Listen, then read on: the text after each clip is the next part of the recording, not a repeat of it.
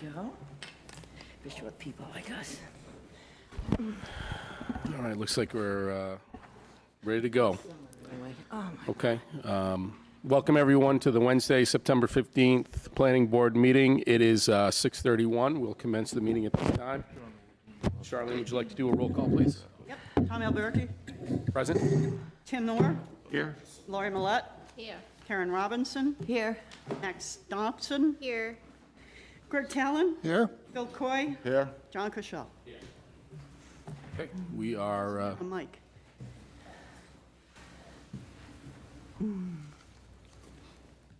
I don't know where it went. we don't need to hear from John anyway. Oh, so it's we're- over here. It's over here. Oh, thank you, Greg. Look at this. Dean comes in and he finds one. He's a magician. the little foam piece fell off right there. That matters. It was right in front. I didn't, none of us saw it. You want to try these? Okay, with that, while we're doing that, we can, someone like to make a motion to accept the, Make a motion that we accept the September 1st, 2021 Planning Board minutes. I'll second it. all in favor? Aye. Aye. Opposed? I'll abstain because I was only partially available. So 401, abstention, 401. myself. Okay. All right, and with that, we can, excuse me, open the public hearing. We will start with a continuation of No, that's an that's a, PB that's just an 21-06. attendant. That's just an attendant, excuse me. This is the application from J&R Realty Trust. We have received today a letter from the representative, Charlie Zilch. I'll read the letter. I think we all have a copy. Regarding tax map 44, lot 2, J&R Realty Trust, Jeffrey E. Raymond, trustee, 190 Plaistow Road, Plaistow, New Hampshire. Dear members of the board, please accept this letter as a formal request to withdraw the above referenced site plan application. Thank you for your consideration. Signed by Charlie Zilch. Do we need to do any sort of motion to accept the withdrawal of the application, or we just? Yes. Probably should. Yeah. Okay. Would someone like to, Make a motion that we accept this withdrawal of site plan, rather. Second it. seconded by Karen? All in favor? Aye. Aye. Opposed? Abstained? Withdrawal accepted, passes 500. Okay. And with that, we will move to a continuation from July 21st and August 18th, PB 21-08R. The completeness of an application from Federated Realty 5 LLC, attention Jonathan Rausch, for an amended site plan that proposed to demolish an existing commercial structure and construct a new 5,150 square foot medical office structure with associated parking, drainage, and utilities. The applicant is also requesting a conditional use permit. The property is located at 49 Plaistow Road, tax map 26, lot 67 in the C1 zoning district. The applicant is the property owner of record. This application is found to be complete. We continue the public hearing. Thank you. Okay, so we have some handouts. Thank you. Thank you. Thank you.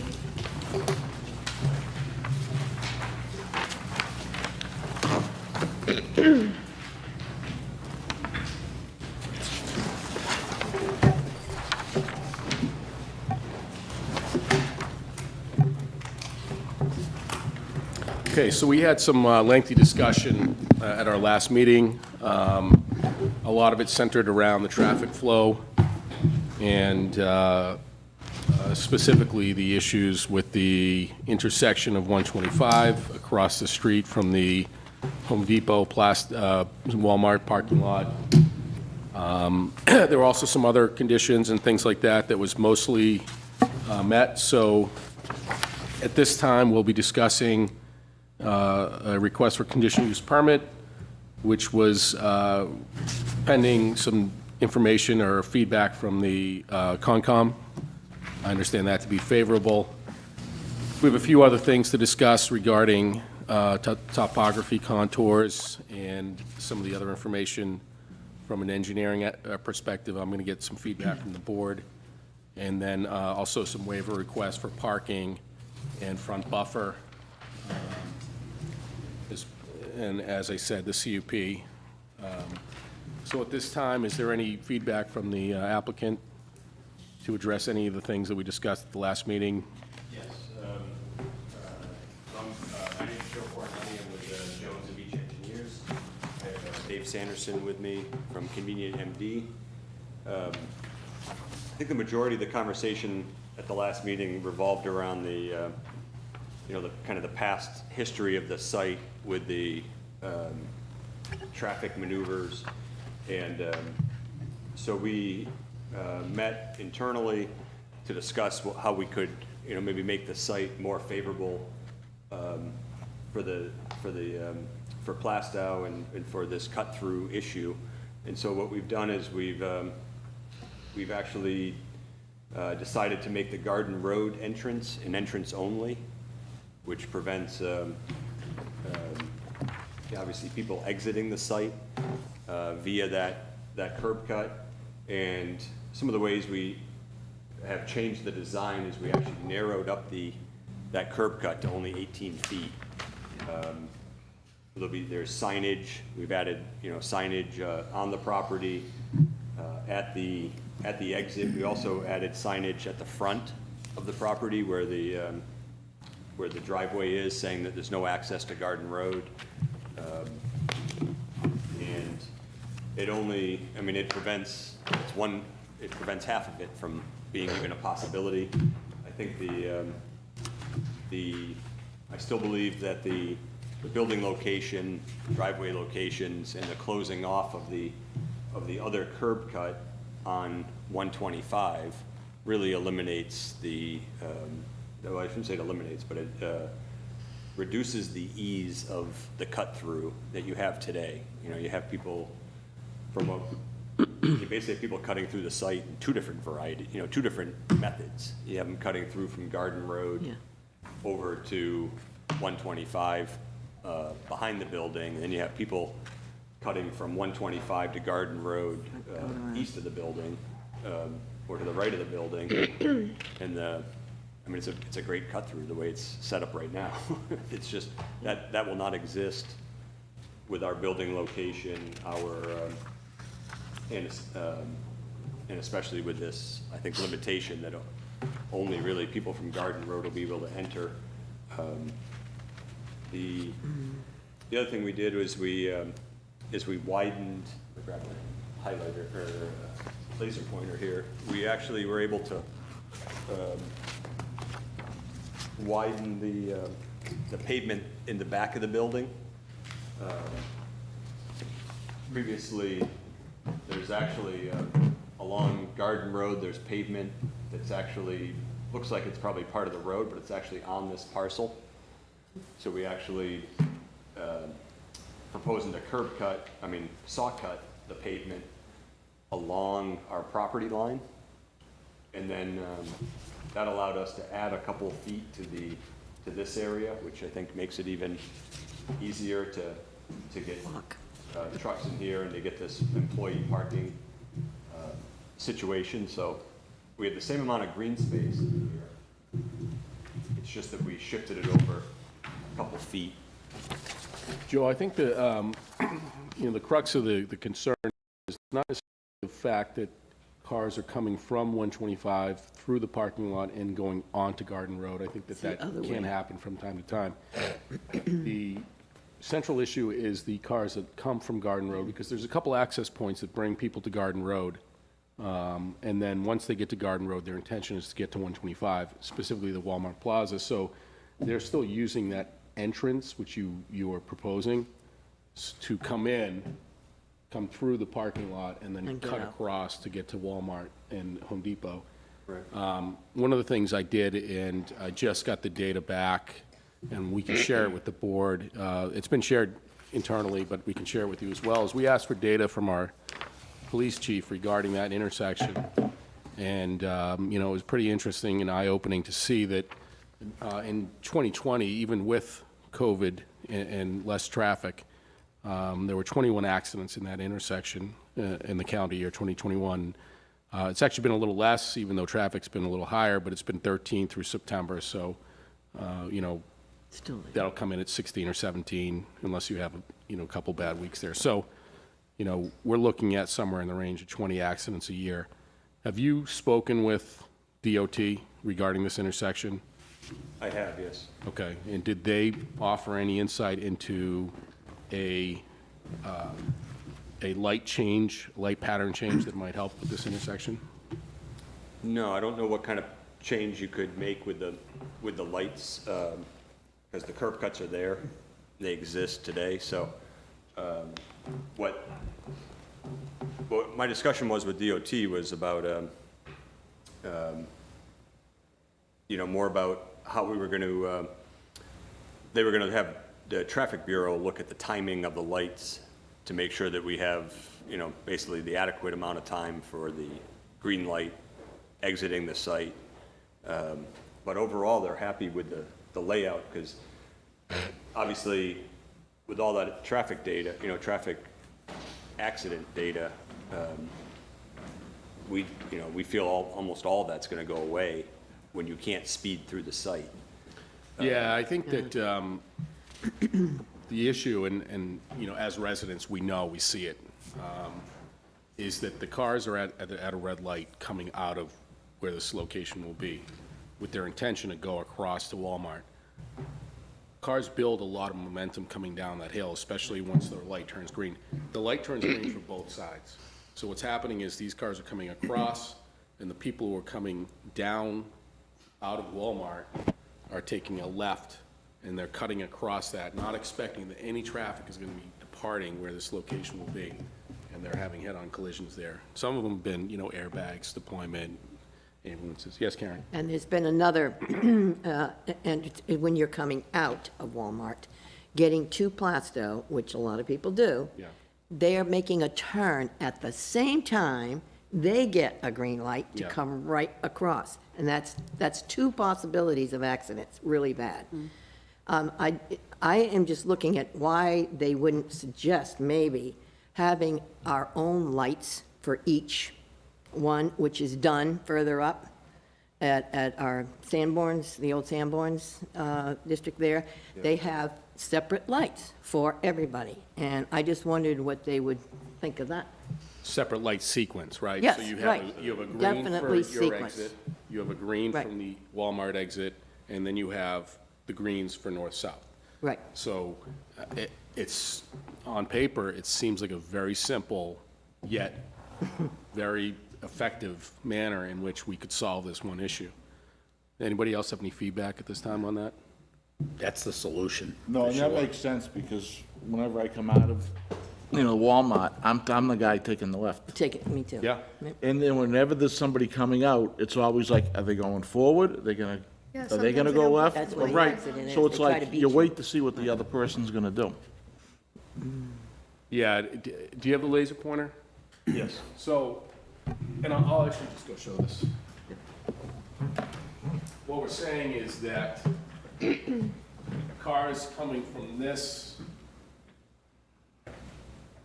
is the Walmart exit. Yes. They come across, and a lot of them head north. Heading to Plaistow. What's happening is because this intersection over here is not a street, it's a business, they have to kind of jog this way to come across.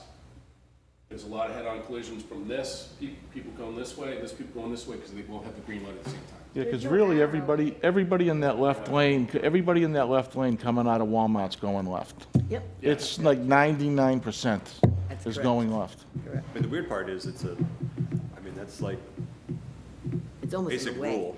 You know, the people going straight have the right of way over the people going left. So I mean, They it's, don't listen to that. But I think the data shows, despite the rule, and because the sight lines aren't straight across from each other, it's not a road to a road, like on 125 north and south. It's creates some confusion. If we allow for that Garden Road entrance, we still allow for cars to go through, and they will, is my belief. You know, I'm of the opinion that the way to solve this is simply ask DOT for a green-only exit for Walmart while you're red, for a green-only exit for you while they're red, and that would be a simple yet, foolproof solution. Just separate lights. I'm sorry, Todd, could you just repeat that last? A green-only exit for convenient MD, while the Walmart exit is red. And then a green-only exit for the Walmart entrance, or exit, while you guys are red. Opposing green and opposing reds. Because right now, you Alternating. can both go at the same time. Understood. No, Yeah. we understand that. Alternating is what I mean, yeah. And from Difficult as that. the experienced folks on this board, if this was a town thing, I think we say, yeah, well, if we controlled that, let's do it, it makes sense. But we've got to get the state involved. How do we do that, and how do we effectively make it happen? Any input, John? Yeah, I mean, that type of turning movement is employed in a lot of roadways similar to Yep. this. In Seabrook on Lafayette Road, it's the Separate, same way. You have your separate left-hand turn for the ancillary roads, and they're not going face-to-face in this Mexican standoff. Yeah. Yeah, that's what causes these accidents, for sure. Yeah. And when I spent some time out there after the last meeting, I really was amazed how many people are using it. It's a roadway system. I mean, this'll help stop most of that movement, but still, you want to stop these accidents from happening. And, I think with an active business, you may deter some people, but, Yeah. is that 10 or 15% in an annual basis? Who knows? If the access is still there, they'll use it. The other thing, though, is the accidents numbers, you don't have any data on that they were all coming from our site to Walmart. They could have been so many other issues. It could have been a rear ending of somebody that stopped short of a red light. I mean, they don't necessarily all have to deal with this scenario. And to be honest with you, we don't really have control over the timing of the lights. And I don't think that you do either, other than you can make a request to We're making a request. DOT to look at it, but Yeah. it's really I think it's an existing intersection that has been around, I don't know for how many years. I don't know if Walmart put the intersection in or if it existed prior to them, but I don't know if it's something that we can tell DOT they have to change. I think And that's why I mentioned that. I know that we don't necessarily have the ultimate control. What Who's we could, that? as a board, though, do is say that it is our recommendation to not allow for the Garden Road exit and entrance, because that would also achieve the same result, or a similar result, in that we would block off the non-business traffic from using your site to cut through. Okay, can I I know just, you don't want that, so that's can't- why Yeah. we're We trying. can't do that with it's too much of an access that we need. yeah, respectfully, I appreciate your situation. Just, one of the things that made this attractive to us is the fact that the residents can in fact access the site. And we've done a lot of these now. We've made some mistakes, and we're hopefully learning from them, that when you're in an urgent medical situation, you got a child screaming in the back seat with an ear infection, you're having shortness of breath, even though it's incredibly obvious, if you're coming down that road, everybody knows where it is, you just don't think straight. So to come in, it's like, oh, I can't take a left here, I got to go up, wait at the light to the north, it just, unfortunately for us, it wouldn't No, work, I so. understand that one. No, and that's why we're exploring the other option. We think that Right. that is Appreciate that. the right option. The other option. Yeah. Mr. Cashel? Mr. Chairman, Separate lights. the other fact of the matter is that there's probably 100 times more traffic associated across the street from the Walmart complex. Yep. So, the origin is probably more from those people exiting and going north on 125. Cutting through. But 20-plus accidents in any given year for an intersection is an exorbitant amount. That's a safety problem. That's twice a month almost that you're dealing with an accident. And because of the speed of traffic there, that's why you get those serious accidents. Oh, I agree. And we could dig in and get further data on sort of Yep. the origination. It is, the light pattern for north and south on 125 is alternating, meaning that people taking a left heading north into the plaza are not opposing any traffic. And then it turns red for those left turners. And then it's green for both. I suppose you could have people that exit Walmart trying to head south towards Market Basket and have someone coming down 125. That could be the other issue. But, That's why just separate lights. yeah. So, is there any other board input at this time? The only other, the next step is a safety audit done, and you probably want to incorporate that stretch of 125 into a highway safety audit. And that takes into consideration local officials and DOT officials coming down and really scoping out things and trying to figure out, the best way to make things safer. It's a great exercise. Yeah, and with that in mind, who initiates that exercise? The town would. And it's a request, it's a formal request for a highway safety audit to the DOT. This isn't necessarily an issue of your making. It was an existing condition. Right, right. By virtue of your business, you're going to add 20 or so vehicle trips a day, somewhere in that range. I don't know what it is. So in that sense, we are concerned. I think it's something that needs to be fixed, whether or not a business was going to go in there or not. And in a sense, I think that the board wants to do the right thing if we can. I think the discouraging thing or the unfortunate thing is the people in this room don't have the ability to make this happen. So I think that's where we're kind of at a situation where if anybody has a recommendation on next steps, I think this is the number one concern with this site, and it's not necessarily of your making, as I mentioned. So. Agree. I guess what I would propose is that the planning board or the town can do the the safety audit, or you can specifically send a letter to DOT on this site and say, we would recommend, as a planning board or the town of Plaistow, we recommend that you make the lights from Walmart to our site alternate so they don't turn green at the same time. It's ultimately their decision, and we would, hopefully, we would respectively request, conditional approval of that being a condition, that you make that request to them. It's ultimately in their hands, and they should look at, and if you have traffic data, they look at accident data. They no longer share accident data.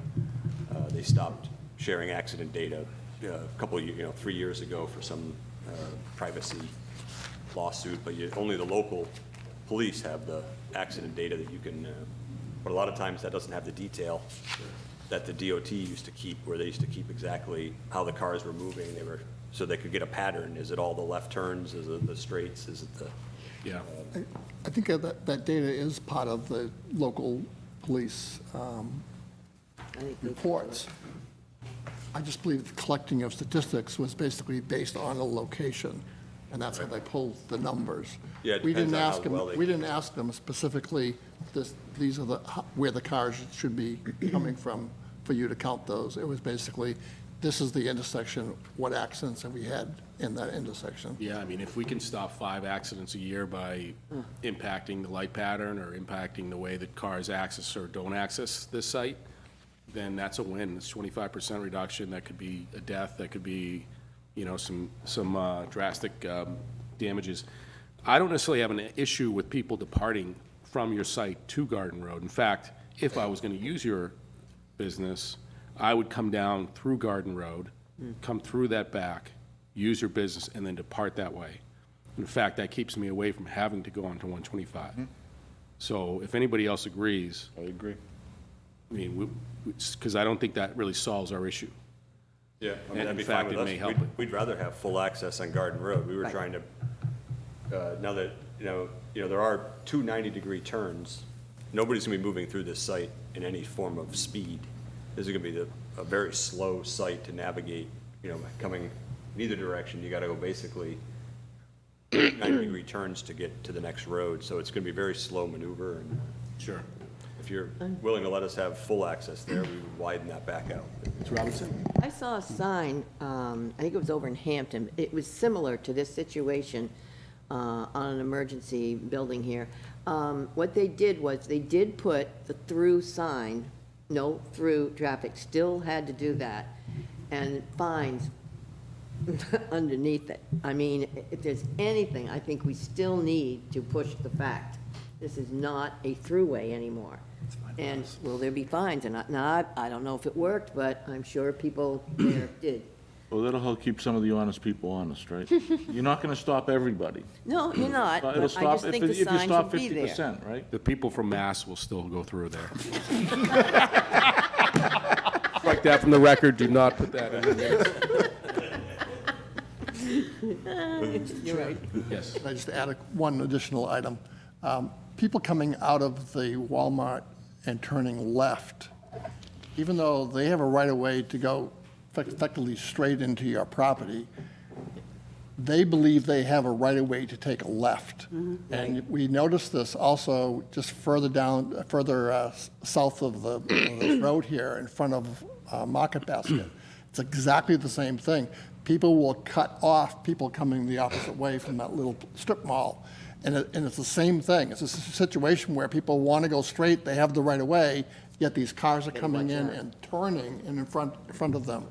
So I would highly support what John was suggesting, is that we probably need to have a highway safety study on a good part of 125 and make our recommendations to the DOT to at least get them started to talking about that.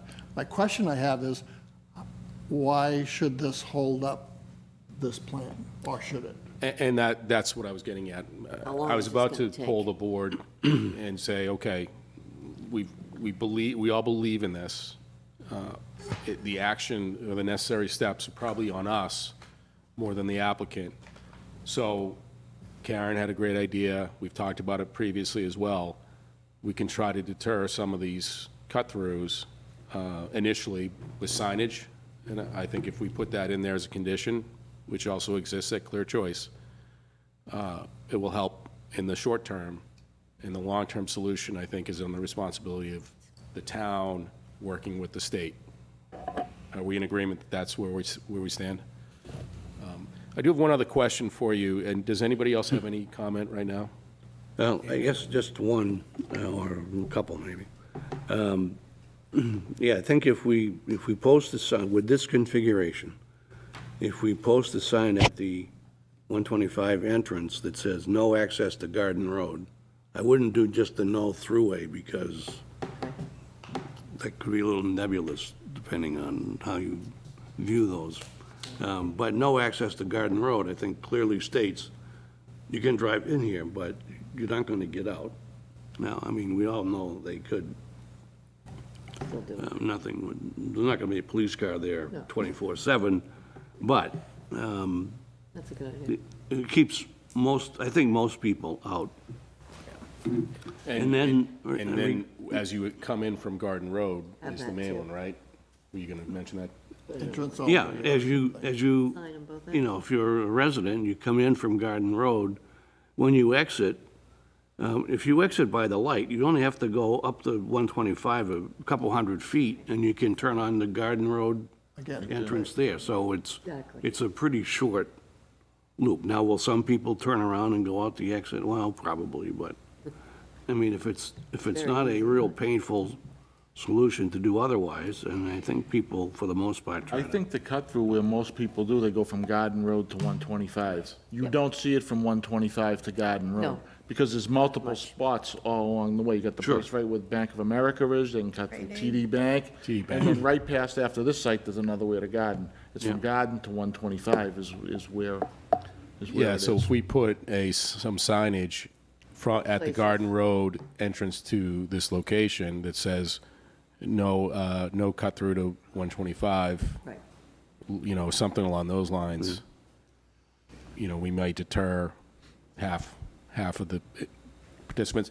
Now, for the people who still do use it as a cut through, and for the people who use the business who exit at 125, we still want to address those traffic concerns. Yes, John? Yeah, I was just going to say, reintroducing a new use to the property will greatly help with the situation anyway. And then you are taking away that one access way that exists on the north side of the building right now.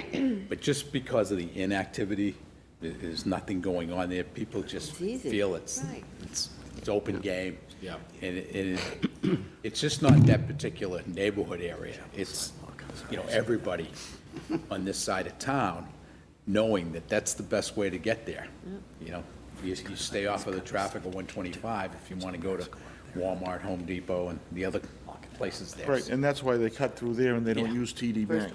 So introducing this use, I think, really will help, reduce that particular, number of cut-throughs. Okay, I think that when we get to it, we'll incorporate some language. We'll also sort of have some to-dos to take away, and I think that if the board works diligently with the town and the state, we'll find an effective solution. You'll find someone that doesn't like to wait that extra 30 seconds, but again, we're going to save someone's life. I think that's the most important thing. So I do have one other question. Some of the concerns were brought from some towns, some people, citizens in town.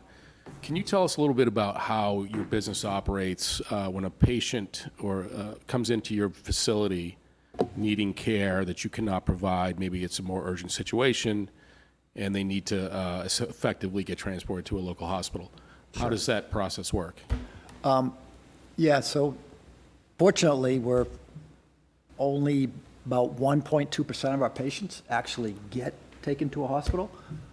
It's, just so you know, it's actually illegal today for a hospital to actually deliver anyone to our clinic. They can only pick up somebody. So, yeah, our staff will actually, we give somebody a thorough triage, and we just say, this is above our scope. We got to call the local ambulance. They'll come right here. We actually have two entrances, or it's kind of a double entrance where the vestibule is. Yeah. So the ambulance just comes right in, sometimes with or without the fire truck, depending on how the town operates, and they own it for that time. And we can get them, the patient in and out on a gurney at the same time. Our regular patients can access the building. Fortunately, it's not very, it's maybe one every other day. And so that's out of a typical clinic. So you're saying that we should expect roughly 4 ambulance trips a week, 3 to 4? That's what we're averaging, yeah, 3 to 4. I don't really want to get on a soapbox and get off the subject too greatly, but, we're a town of 7,700 citizens, and we have a large police force and a large fire commitment, includes apparatus and whatnot. It doesn't serve, it doesn't measure up with the amount of citizens we have. It measures up towards the fact that we have quite a bit of commercial business in this town. Again, this maybe is out of your control, but the assessments for this town are shifting towards the residents, meaning that the residents carry a heavier burden to pay for these things in our budget, including fire visits and ambulance visits. So my concern is that, this business puts a greater burden on our services for 911 calls. So every 911 call, will that require a visit from our local fire department and paramedic service? Rescue goes first, Rescue does? and then the ambulance shows up. Usually does.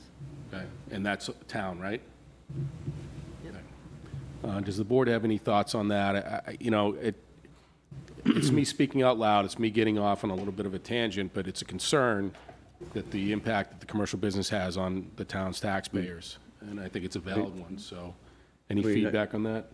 Yeah, I'm not sure that we'd see a net increase, because if a Plaistow resident goes to Convenient MD and they find they need more care, they would have been calling from their house.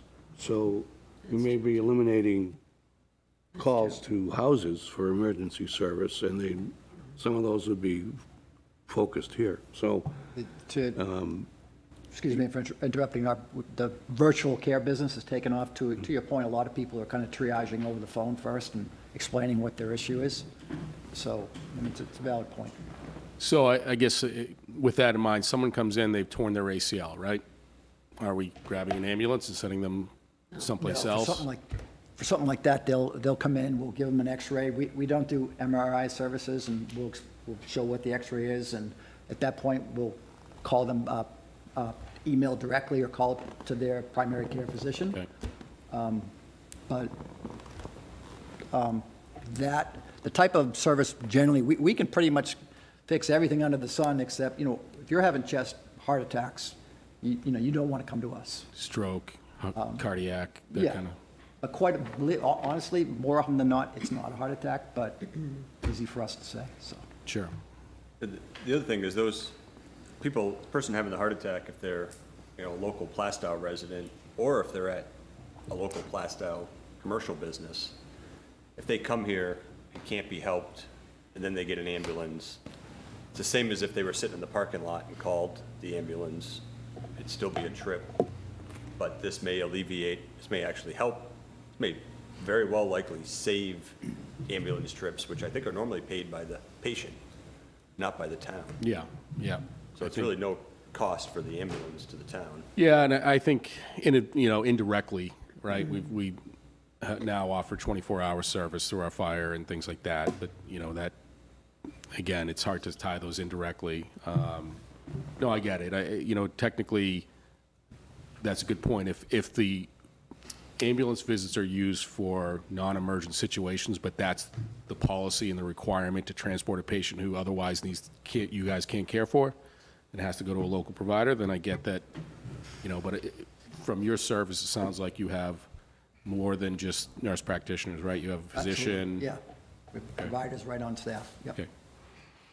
Tom, just a question, because I'm not understanding one of the points about this consideration that we're going to increase our fire department rescue, because if the fire department was called, they would be called anyways, no matter where they would be going.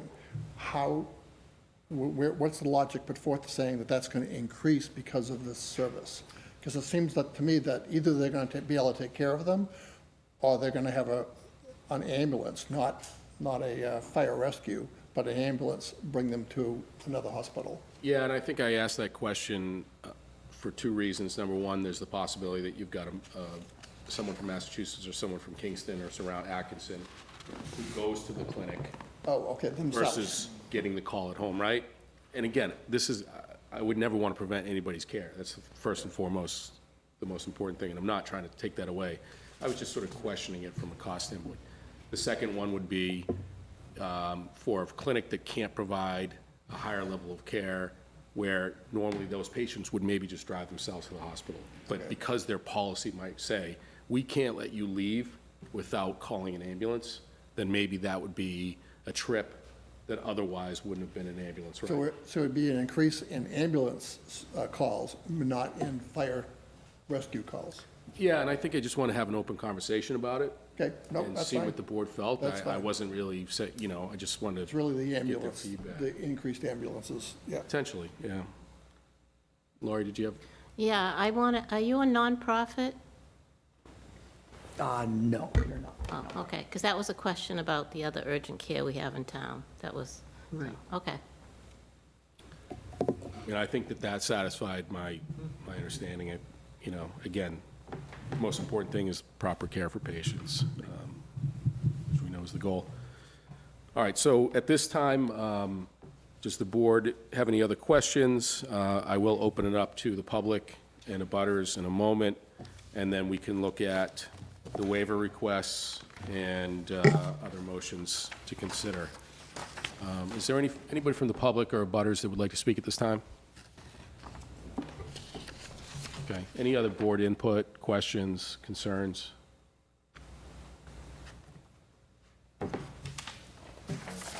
So, we've got a few different things. We've got, one thing I want to work through before we get to it is, Keach Nordstrom responded regarding some topography contours, and it sounds like this is going to be way beyond me. It sounds like there's some agencies or some stamp that needs to be approved. You guys used one. He thought we needed to use a different one. Does anybody have any input? Have you guys seen that on page 3 of the staff report? I'm going to ask Tim and John to really put some input on this. I wanted to read that. All right, so regarding the 914 notes in blue, so it says Plaistow Planning Board SPRR 230-14.1.2 requires topography contours to be per North American vertical datum of 1988.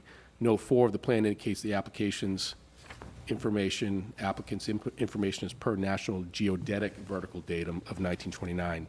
So maybe use the different standard. And it says the board will need to decide if this information meets the requirements of SPR 230-14.1.2, or if the applicant needs to request a waiver of the SPRR. Anybody not sharing my name have any input on this? I can describe. Okay, yeah, that'd be great. The FEMA flood maps are all based on a datum, and the two datums that they're based on is either 1929 or 1988. Your current maps are based on 1929 for FEMA flood maps, but your town regulations require 1988 datum, which is a different elevation by less than a foot. So the difficulty is that we have to provide flood information based on your flood maps. We should technically be on the same datum as your flood maps, because if there's a flood elevation, then we're on the same elevation as the maps. If we're on a different elevation, different datum than your flood maps, the two don't correlate. And so we can do it either way. We can switch to 1988 datum, but then we won't be necessarily on the flood map information, which we need to be since we do have floodplain on the property. Or we could request a waiver, I guess. Typically, you want to be on the same datum as your flood maps, whatever's current. And I know the flood maps are changing. There's newer flood maps. I don't know if this town's adopted the. I know, like in Hampton, they just adopted the maps that had been around for 10 years, but they weren't using them. They were unadopted maps. So they just adopted them, which meant we had to change all our plans to the new datum.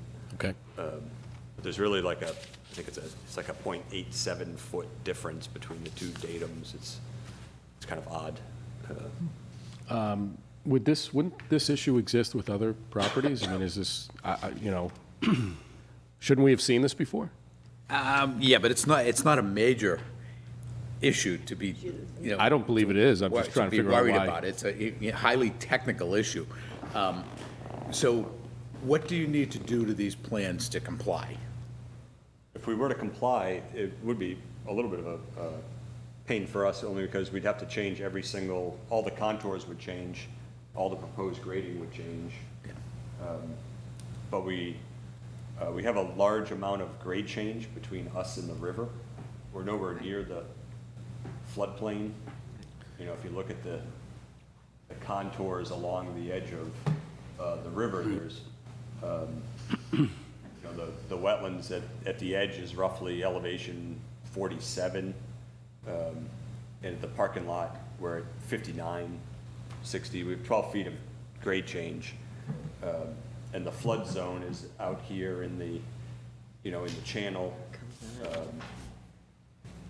and so we would have to change all of this information. All these spot grades would change. So if it was up to me, I'd rather. Was this specified in our application process, and did you misread it and make a mistake? Is that what I understand, or was it unclear as to which data we needed to follow? It was clear. It was brought up in planner's memo. I don't know. Dee sent us over a staff memo, and it was brought up in there as well. And our response was just, simply that we stayed on the same datum as the floodplain, the flood maps, because that's typically what I think is the most important thing to correlate to. It doesn't make much sense to be on a different datum than your own flood maps, especially if you have a property in the flood zone. Yeah. Now, if you're not in the flood zone, none of this matters. Maybe that's why you haven't seen it before too often, is that other developments are out of the flood zone. They're on 1988 datum, and it doesn't matter. So her communication said you need to be on 1988, but you had already done the 1929 and stayed with it? Yes, and that was our response too, is that we stayed on the same datum as the flood map, local flood maps. John and Tim, any concerns? No, I'd be willing to It's a definite make a motion to waiverable waive item. the requirement to allow the 1929 datum. Yeah. You know what, I haven't been up in this neck of the woods that long. I don't imagine, or I can't imagine that particular brook floods to a condition where it's over the roadway.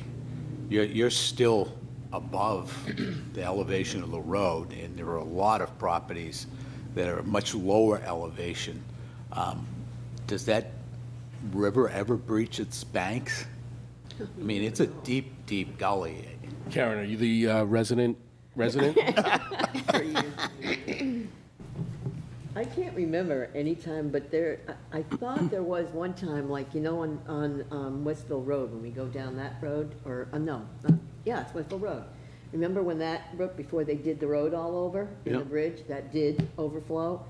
And I didn't know if maybe Garden Street did too. This was years ago, Yeah. but it would have been at the same time. Yeah. I mean, That was years ago. yeah. It hasn't been since. I mean, it's not a matter of matching the plan per se with what flooding actually occurs. Okay. Yeah. It's just a matter of referencing. Do you take your measurements from first base or second base? Either is accurate, but you just have to realize which one you're doing. Okay. Because there is sensitivity with flood insurance and flood maps. It's probably better to go the route of, like they have, making your references on flood map data. And something we should, another note for us to look is, why haven't we updated get our flood maps up to the newer, So we need to take that on as an action item yeah. to ensure that I think they followed the rules that we gave them. Yeah. Well, this applicant is putting a lot of homework on us. It's not very obvious. So, all right, so as long as the town doesn't hold any concern or liability, then yeah, I think that, from a procedural standpoint, we should consider it something to put in writing on a waiver, from a waiver standpoint, and move through that. Is there any additional concerns? We talked about the waivers. We know that one of them is regarding the rear parking. We know that that was going to stay as employee parking as long as your services don't have any issues accessing the dumpster or making deliveries through that area. Does the board have any concerns about that? No? Okay. The only thing I want to mention in this parking issue is just really minor in the big picture here, but, parallel parking for that spot that's the northernmost along the side of the rear of the building. You talking towards the dumpster and Yeah. towards the back corner there? Yeah, I mean, I don't, the only way you would be able to utilize that is to, you'd be driving into it, so that's a tough. Well, that's got to be the last person out kind of thing Yeah. too, just about. The only thing I'm thinking about is angled parking, and would the width of that rear area allow for angled parking and the people to back out and then go out on a three-point turn maneuver? And you'd probably only be able to fit 3 angled parking spaces if that angled parking actually works with the width of pavement that's there. Otherwise, you're really looking at 3 parking spaces. Do you need that fourth spot? Yeah, we'd like to have it. I mean, in my mind, the first employee of the day would just really back into that site, just come in, just back down. That way it's kind of an easy drive out. Yeah. Yeah. It's a choice parking space. It probably will be the first in, and then they can get out. But, as Steve points out, everybody's Back in. driving backwards, into the oncoming Yeah. driveway, so. Don't have a nice car there, because when you watch the dump truck backing up, you're going to be like, Again, it'll be employee only, so we can say, hey, all please back in. Yeah, in realistic usage of parking spaces and parking areas, we all utilize these spaces. Engineers have trouble with them, so they put it in writing that, Okay. hey, guys, this is what you're dealing with here. But Yeah. the reality is that people drive and park and wherever they can usually park. The waiver specifies some clear signage regarding that being employee only, correct? Yeah, we have it noted as an employee parking. Okay, maybe we'll put in, Yeah. They're usually better drivers. all right, and then, Not in a hurry either. I mean, Right, that's true Relative to the too, they're not in a hurry. the other motion was regarding the front buffer, which I think we all agreed. Number one, it would take out the curb cut, which is a safety improvement, we felt. Number two, there would be some desirable landscaping there. Was there any questions or concerns from the board regarding that? And then the last one, I just want to put it out there, was the conditional use permit. That was essentially regarding the area along that wetland portion that we were just talking about. Yeah, and the Concom recommendation was okay, right? Yeah. But to restrict and ensure that snow was not moved over into that area. Are you guys going to be removing snow or trying to plow it into certain areas? Well, certainly Yeah. doing that, but we have, not in the wetland buffer, I mean, one of the conditions of the Conservation Commission was to add no snow dumping signs. Yes. We have 3 of those along the guardrail, and we have guardrail all along here as well, which makes it obviously harder to even put snow there. So we, You'll have a private contractor, and then you'll also be sure to go over that with them upon your contract, okay? right, and the signage helps, they'll see it. Yeah. It won't be Yeah. something that gets told to one plowing guy and it doesn't get transferred on to the next guy, so. Okay. Any other board commentary at this time? Public? Okay. I think with that we are ready to address the waivers and CUP. Do we want to craft a waiver regarding the topography datum? Yeah, I was just going to do that. Okay. All right. So I'll move to grant the request to waive planning board site plan review regulation, SPR section 230-14.1.z, to allow the applicant to use the National Geodetic vertical datum of 1929. Second the motion? Greg seconds. All in favor? Aye. Opposed? Abstained? Okay, passes 5-0-0. Okay, we'll move to the second waiver request. Would someone like to make a motion?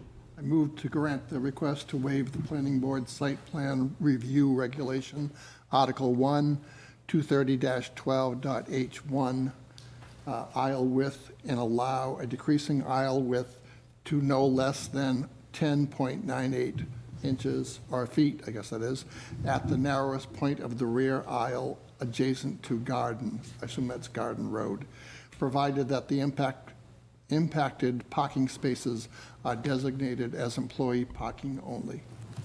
Do I have a second? I'll second it. Karen seconds. All in favor? Aye. Aye. Opposed? Abstained? 5-0-0. Waiver number 3, regarding the front buffer. Would someone like to make a motion? I move to grant the request to waive planning board site plan review regulation, Article 1, Section 230-12.h2b, off-street parking, which requires a minimum of buffer of 12 feet from the property line and allow 8.4 feet of buffer to Route 125, as the buffer between parking and right-of-way is as large as it can be, and ample landscaping will be provided to enhance the aesthetic over the existing conditions. Do I have a second? Second it. Karen seconds. All in favor? Aye. Aye. Opposed? Abstained? Waiver passes 5-0-0. At this time, did we want to craft some language regarding the traffic patterns And number two, because the applicant submitted a revised plan with an entrance only from Garden Road, did the board feel that that was unnecessary? In fact, that the entrance and exit capabilities would actually be more favorable? Yeah, you could ask them to amend the site plan to reflect that change. Okay. Do we have to motion anything on that front? Not necessarily, just the plan to be signed will show that. And for the public record and for your, to have a back and forth on this, you do agree you would prefer that to be an exit and entrance at Garden Road, correct? Yes. Yeah. Makes sense. Signage. Yes. That So, can be a condition of approval at the end. yes. Now, if we allow an entrance and exit on Garden Road, then all the business about no throughway, no access to Garden Road has to go away, because there is a legal entrance and exit. Yeah, right, what you're that saying, is yeah. true. Yeah, that is. Say that again? So Sorry. You're going to be allowed to go. we talked earlier about, Just in. on the 125 intersection, putting a sign that says either no throughway or no access to Garden Road. Yeah. If we do in fact allow both an entrance and an exit on Garden Road intersection, then you can't put those signs up, because in fact there is a legal entrance and Okay. exit. Now, how does Clear Choice MD put the signs up? Because they've got entrances and exits to, what's that? Old Road? Old Road, as well as to 125. And they have signs that say local business only, or, No It's through like tra- no through traffic. Go through Yeah. traffic is what you have to, Yeah. You know, Private property. some people will abide by it, yeah. but, at least it's there. Karen doesn't, but most people do. Lori? We'll give them guilty consciences, and that Give 'em a will guilty bother them the rest of the day. Okay, so are you saying that basically the signage at, sorry for the tangent, the signage at the other Clear Choice is legally non-binding? It's mostly a recommendation? So, police couldn't necessarily fine there? It says private property. Yeah. yeah. Whereas if we limited the entrance and exits at this business, it could become a legal issue, and in fact, the Or you police could could. simply say customers only coming into the parking lot. Yeah. That then Signage needs to eliminates go the out. need. Yeah, either customers only know through traffic, something along those Well, lines. let's get this other conditional use permit done, and then we'll come back to that, and then figure out how we want to provide the language on that. Would someone like to I make a? move to grant the conditional use permit request for 49 Plaistow Road, tax map 26, lot 67, with the following conditions as recommended by the Planning Conservation Commission. 3 signs shall be placed along the guardrail at the southern border stating no snow is to be dumped over the guardrail. A note to be added to the plan that acknowledges the conditional use permit and date granted. Do I have a second? I'll second. Tim seconds, all in favor? Aye. Aye. Opposed? Abstained? Okay, that passes 5-0-0. All right, we'll, We have another waiver to do for the loading and unloading. Oh, yeah, that's right. did I miss that? Yeah, on page 3, there was two waivers there that we needed to do. We did the first one about the geodetic datum. The second one was unloading, and Yep. Didn't we do that one? Wasn't written up as a draft motion, so I think I must have missed it. But I did read about that, so you're right. Those were suggested, but they didn't make it into the staff report. Okay. I did read that, I'm just trying to find it again. So unloading and loading will effectively, for your supplies and any of the deliveries, will effectively occur within that rear section that we just talked about, is that correct? Yes. We could label that a loading zone. I think the confusion is that I thought the requirement meant for a loading dock, Oh, yeah, right. and we don't There's have no a loading. 18-wheelers or anything that coming into our facility. Right, so we don't have a loading dock, but that area in the back is a perfect loading area because it will only be blocking employee. Is that a necessity for us to include that in the plan? Probably should. For a smallish use like this, that's, you know, Okay. it has medical supplies, really. They'll have deliveries, but they're not gonna have, you know, massive deliveries. Yeah. No, it's, Yeah. you know, what, half a pallet I a mean, day or what something? you run the business, what do you usually, what's the size vehicle you have? You won't, I mean, you'll get an occasional smaller, like FedEx van, but nothing bigger than that. Tim, you feel the need to, Yeah, no, in fact, if you look at,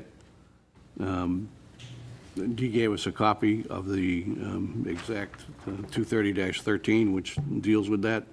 Anyway, Paragraph A oh, yeah. says that if the plan shows that the loading and unloading doesn't interfere with the public use of streets or alleys, which this certainly does not, then paragraph E says, for businesses that do not receive or send large volumes of materials, loading and unloading bays, well, it says no, not, little typo there, it said, do not need to be shown on the site plan, provided all provisions of paragraph A of this section are met. So, Good. Okay, yeah, I think we're all set there. thank you, thank you.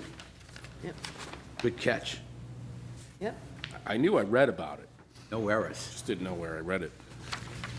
Good thing you guys are here. All right. Looking at my further notes.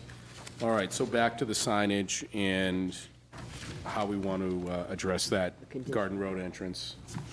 I mean, I think each board member could, if anybody would like to speak. Again, I feel like if I'm personally going to use this business, I'm going to come in at Garden Road and I'm going to exit at Garden Road. So the opportunity for me to exit there would be favorable, but again, the greater goal is to try to provide a safer environment for that use, so. Any other feedback? Well, if you have the exit there as well, you're gonna keep more traffic off of 125 too, which would help at that light. Yeah. It was my feeling that the signage was there to, initially provide some guidance and hopefully make some people honest, whereas the real solution to this is working with the DOT to get the Yeah, light it's the patterns lights. changed. But So- we need the sign too. But again, everybody's welcome to speak, and we can kind of sort of have an informal feeling about whether we want to just make that an entrance only, as the plan is showing, or if we would recommend that they make it an entrance and exit. Mr. Chairman, I think, the simple sign language, as Bill said, is customer through traffic only.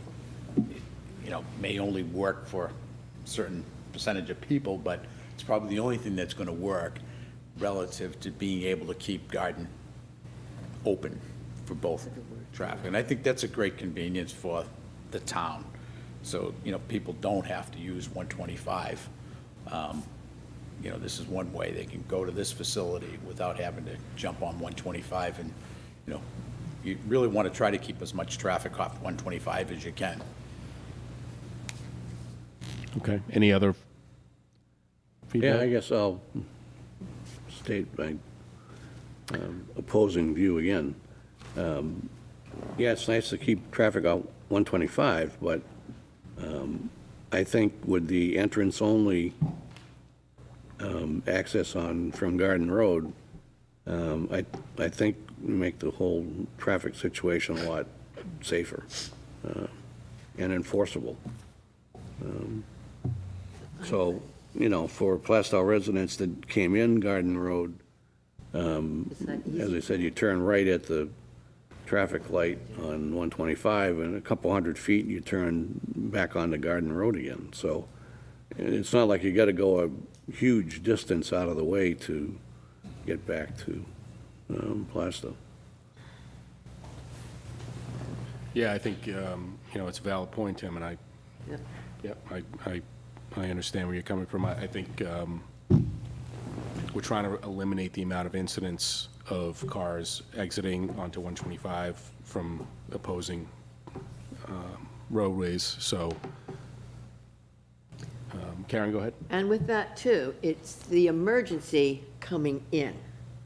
That's going to be the fast or have to get in, the easiest way. But to not necessarily, if you're leaving, supposedly everything's okay, but that turn right there is so easy. I mean, I've used it myself sometimes without having to go back out that way. When you come out of the bank, and sometimes I will go through that way rather than try to get up on Garden Road where you can't see either way, getting out of there. So I have used that myself to get back into Plaistow.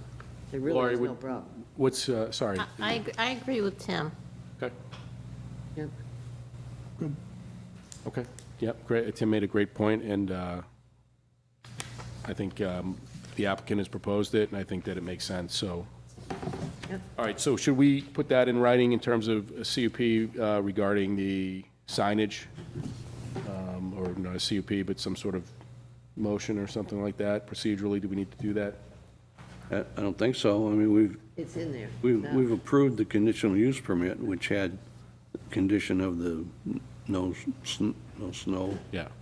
And I would think the think business owner would want to eliminate through traffic anyway, so, you know, is that something you guys are planning to do, is put some signage out in there? Put that on the plans, that's fine. So the discussion is to keep it the way we have it, though, correct? Entrance only from Entrance only from Road. Garden. Yep. Yep. And so we already do have, we have signage relative to this layout already on the plan. We have Oh, we added a note, I don't know why, but it's way down here. Okay. Pointing up Okay. here that says, no access to Garden Road sign, and then an enter here sign. They'd be one on top of the other. And then on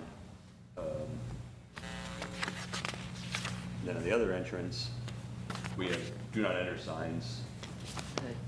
on either side of the Garden Road. So we could change those for sure. If you Well, feel do something not else- exit. It's not enter, right? We're allowed to enter It would into be- there. Yeah.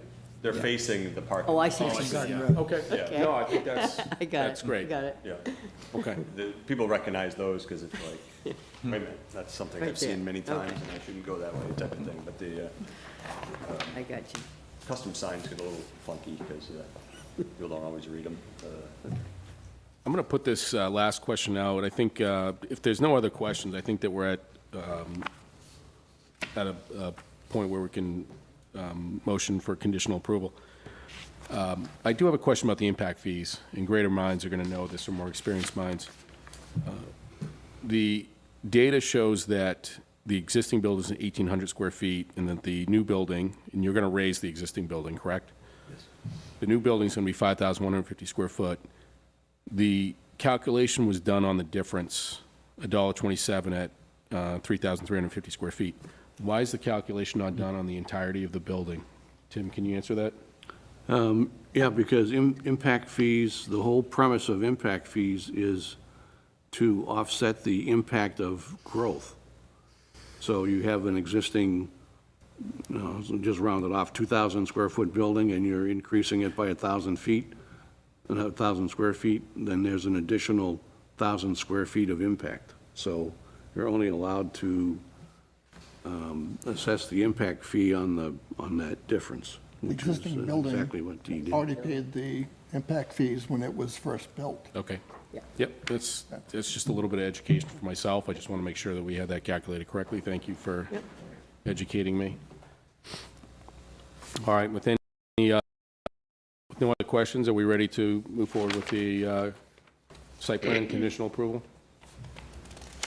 I think so. Yeah, conditional on traffic, and that's it, right?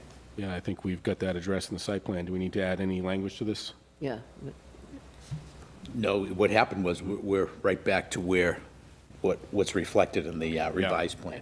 We didn't make any changes. Sure. Yeah. All right, would someone like to make a motion? I move to approve the amended site plan for 49 Plaistow Road with proposed with proposal. Which proposes a 5,150 square foot medical building with associated drainage, landscaping, lighting, and parking with the following conditions: receipt of state permits, New Hampshire DOT driveway permit, New Hampshire DES shoreline permit, and New Hampshire DES construction approval be received, and the permit numbers be noted on the final recorded plan sheet. Any waivers that are granted by the board be noted on the final recording plan sheet. Receipt of recording fees in the amount of $80 for the recording on 2 sheets. All professional stamps be on the final recording plan sheet. Do I have a second? I'll second it. Karen seconds. All in favor? Aye. Aye. Aye. Opposed? Abstained? Vote passes 5-0-0. I will read, public safety impact fees will be applicable to this project. Those fees are assessed at $1.27 per square foot, net increase. The proposed building is 5,150 square feet. The existing building is 1,800 square feet. Therefore, the net increase of 3,350 square feet at $1.27 per square foot. The public safety impact fees will be $4,254.50, assuming no changes before final approval. If there are changes, the impact fee will be adjusted accordingly. Okay, gentlemen. Thank you very much. Thank you. Yep. While we're on the subject, I guess I'd like to entertain a motion that the planning board write a letter to the Board of Selectmen with copies to the police chief and highway safety committee regarding our proposal of the offsetting timing of the lights. Yep. I'd be happy to draft that letter if we decide to go Yep, make sure the forward with letter that. gets written. Yeah, John, is that something that you and I will put together and send off? Yeah. Tim, did you just offer to author it? I Yeah, did. Tim said he'd do it. Yeah.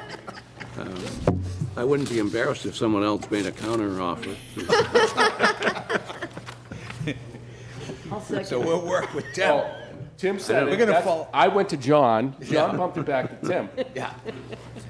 No, I will always allow Tim to lead, and, we will follow, all right? I think that is the most important thing, in that it was independent of that plan Yes. regardless. And that Right. it probably should have been addressed years ago. I think this plan just made us really think about that intersection. So And now even that write you put some emergency business on the there, outside of the envelope. Yeah, there's nothing worse than people recognizing a lot of accidents taking place at an intersection. It's like, what gives? Why isn't this being looked at and corrected? Right. In 3A, there's some really bad accidents that take place. Worked hard to get solutions put in, and, 10 years later, they were actually put in, but, you see people getting T-boned. One of the problems is, people coming out of driveways on busy roadways, right? Yeah. And there's 2 lanes of traffic, and the person on the shoulder lane stops. The other one doesn't. The other person, Yeah. I almost got creamed 2 days ago. I mean, it was a hair close getting, 40 mile an hour right at me. yeah. No, that's happening more and more. People are, Yeah. I don't know why they're doing it. And they're going into over a double yellow line most of the time, a lot of these traffic situations. And they're clearly at fault, but they don't have the sense enough to realize, hey, that person stopped for a reason. And a lot of times today, it's pedestrians that are trying to cross, and, it just leads to bad scenes. And we may need to reach out to Sergeant Mazza, is it Mazza? Now, who is the police chief now? Mazza. Great question. Well, I communicated act. with Sergeant Mazza, who was kind enough to provide the data. And he, in the communication, it stated that he would be welcome to provide some different detail if we required it. But I think it's important to include some of that data to the DOT when we make a case. It's such a simple fix, too. Yeah, like, what I said to you today is that, we really have to look at, what the causes are, what is happening. Is it bad weather, inattentive drivers, speed, you know, there's a lot of factors, but I think it's clear when you're out there, you can see this crossing traffic that's just, you know, completely opposed to one another. And when somebody's taking a left and the other person's going straight at them, and Yep. No, I mean, was coming out of Walmart one day, and I started to turn, saw the person coming, and I had to do a quick, and that was on me. you know, the reason why I'm thinking about Hazeltine, you know, crossing over 125, and why there's so fewer accidents, it's slower moving at that location, but also the people using that intersection are probably much more aware of, you know, the Mexican standoff that you have to deal with. You have to be, they're used to it. And this one, I don't think the people are used to it. You're right. That's a problem too with that. Oh, yeah. Because everybody's rushing to get to the red light before that person turns. Yep. Oh, my gosh. And you get steamed if they don't move fast enough. Yeah, I mean, one thing is, if we do get the alternating light pattern approved, Yeah. we may ask, you know, we may want to ask the applicant to put the no turn on red, because if people are coming out of Walmart and have a red light, but want to go north on 125, they may still pull out of that business, and you could have an accident. So, you know, that just may be the other recommendation that goes with this. Yeah. All right, so let's move things along. We are going to continue a hearing, originally heard July 21st and August 4th, was continued. This is PB 21-09, the completeness of an application, and my apologies if I pronounce this incorrectly, Janelle Ben Patel for an amended site plan to convert a general office building to a retail use with associated alterations to the parking. The property is located at 2 Main Street, tax map 24, lot 43, in the C1 zoning district. Property owner of record is AC Plaistow LLC. The application is found to be complete. The planning board may immediately conduct a public hearing. We did believe we found the application to be complete. I think so. Yes, it was accepted as complete on July 21st. Yeah. And if you'd like to introduce yourself and talk to us a little bit more about what's changed since our initial discussions, we can get going on this. Great, thank you. My name is Brian Jones with Allen & Major Associates. We're a group of engineers and land surveyors, landscape architects, and we prepared the drawings for the conversion of the office space to a retail use. It's 2 Main Street. It's 6/10 of an acre. It's a 2-story building, currently used as an office, and they're proposing to renovate the first floor into retail use.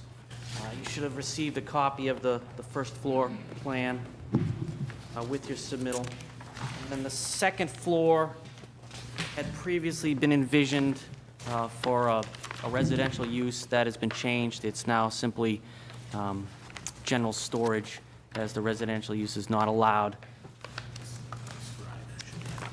Those drawings? I'm surprised they didn't allow that. While Mr. Cashel's pulling that up, I'll continue. So that is one of the changes since the last meeting. It's no longer envisioned as a residential use on the second floor. It's just storage. There are site improvements that are proposed with the change of use. They're primarily to accommodate ADA parking with an improved ramp to the front door. Well, I'll wait for the slide to come up, and then we can look at it together.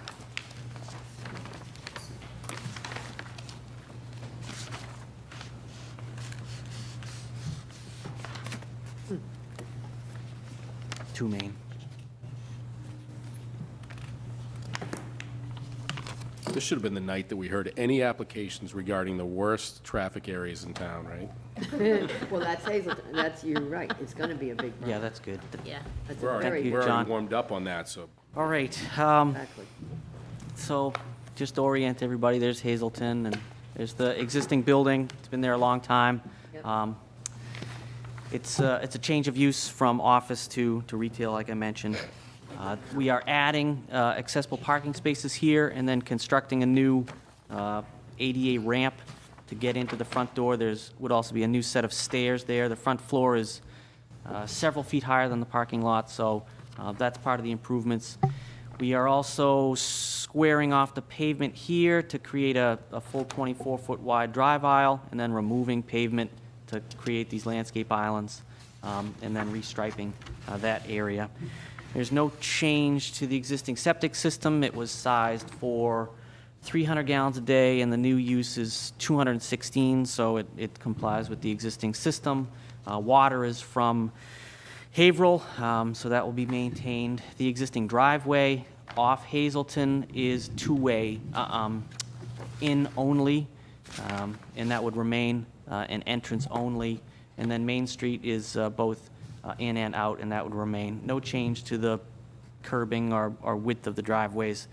We have applied with DOT for a new driveway access permit for Hazelton, and that's because it's a change of use. Anytime there's a change of use, they require a new access permit, even if there's no change to the geometry or any, building change on the site.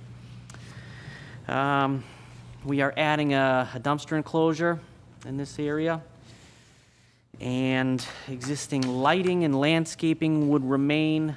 We're not proposing any changes to that. And I think that's pretty much it in a nutshell. I have the architectural drawings if you want to see them, or any other questions. We did go through peer review with Keach, Nordstrom, and provided a response letter to all those. And again, we can go through those point by point if you'd like to as well. Thank you. Where's the primary curb cut for the entrance? Is it on Main Street or 125? I'm trying to remember. What would patrons more frequently use? No, I'm just trying to find there's the one entrance. Where's the front? on So Main this Street. is Yeah, where's the entrance other one? only, and then this is right on Main there. Street, yes. So here's-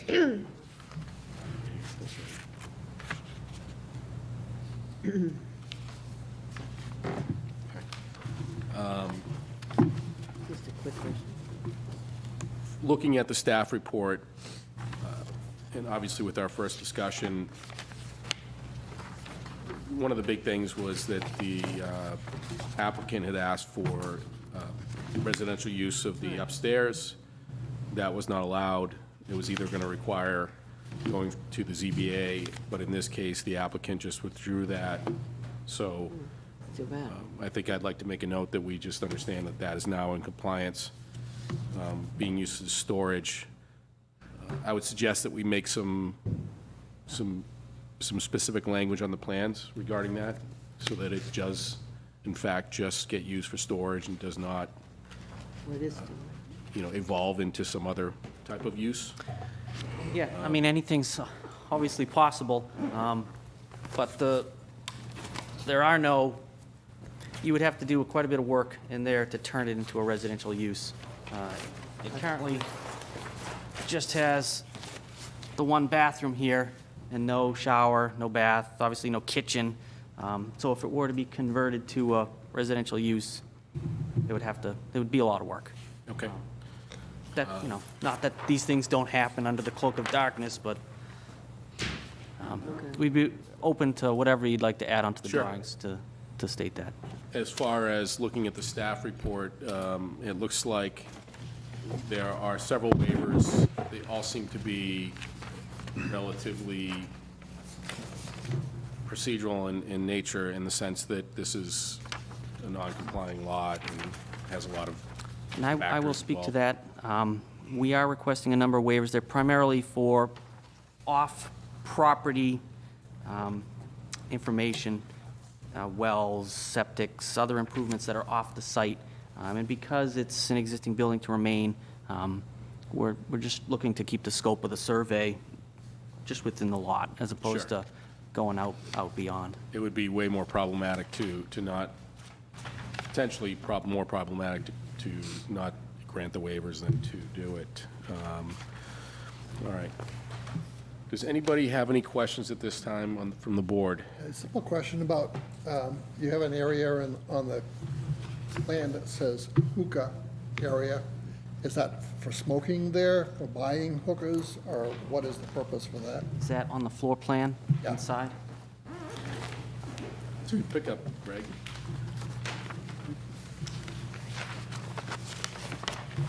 Which page is that? Is that on the, It's on the floor plan. It's on this A101. diagram Yeah, it's here, on the diagram. A1, A, yeah.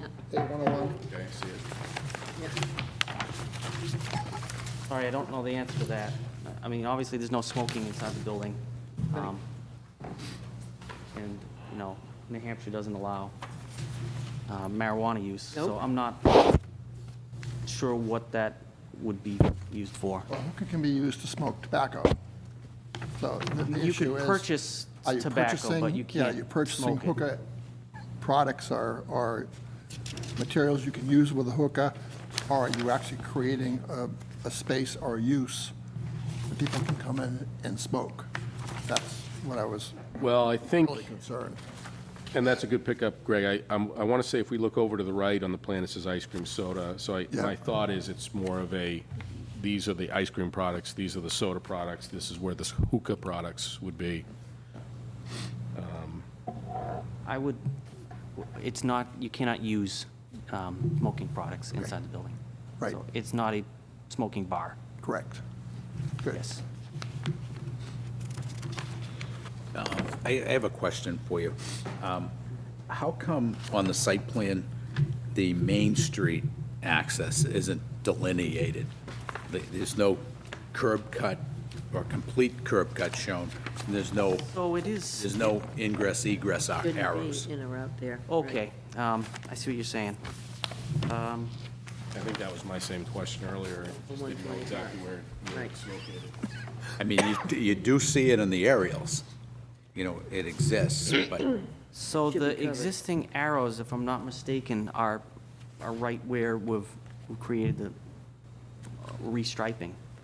I don't think they're right at the entrance. yeah, I mean, that, to me, on that, the driveway, the on-site drive lanes are marked going ingress, egress, right? Parallel with Main Street, but you have what appears to be one curb cut shown on what would be, Main Street. yeah, which would be on the south side of the driveway that's on Main Street, but you don't have any delineation of that driveway, the width of it, you know, the curb cut or anything. Okay, It's like it was left off. right, so I do know that the survey does have the existing edge of pavement. It ends right there. And then this is obviously the other curb. I don't think there are existing arrows here today. The survey shows existing arrows there and here, which I think the intent was to freshen up. Obviously not opposed to adding more arrows, if that helps. You don't happen to have an aerial of an actual, No. We could pull it up, though. Do we have internet here? Yeah, I mean, if you have your phones with you. You just don't can- want to be near 125. Yeah, you can see it right here. Want to pass this around? Suppose I drive it every day. Yeah. So there's Main Street, and there's the driveway Oh, entrance. yeah, so it's already there. Yeah, you know, it doesn't have any real delineation to it. So, Okay, so yeah, it's, so this it's is Main. up there, not down in the corner, right? Yeah. Okay, Yeah, okay, yep. so that's Main Street. If Yeah, you're not there it is. familiar, you go right by it, you wouldn't even know it's Yeah. there. Exactly. Yeah, that's, Exactly. exactly, I've never even. No, That's perfect right That's- there. The that's picture a you've good got right there is Yeah. perfect. Okay, so Yep. that, at some point, there was an arrow. Yep. Yep, yep. Yeah, no wonder it's not shown on the plan, because it would be hard to physically show. yeah, Yeah, you no, don't that's really, exactly if right. you're not familiar, you don't really No know it. curb. Yeah. I guess I would, given the configuration of this lot, I think on the Hazeltine entrance, those in arrows, those are helpful because it's one way in. The other bidirectional arrows in front of and on the right side as we're looking at the drawing, I'd almost say we're better off not to have those.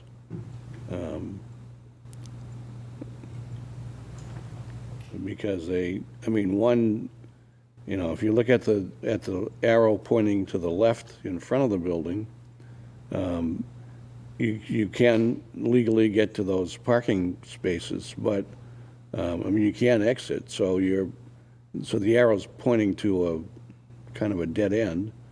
And similarly, on the right side of the building, the arrow pointing towards Hazeltine Street is pointing to the handicap parking, which is maybe good, but again, it's pointing to a dead end, so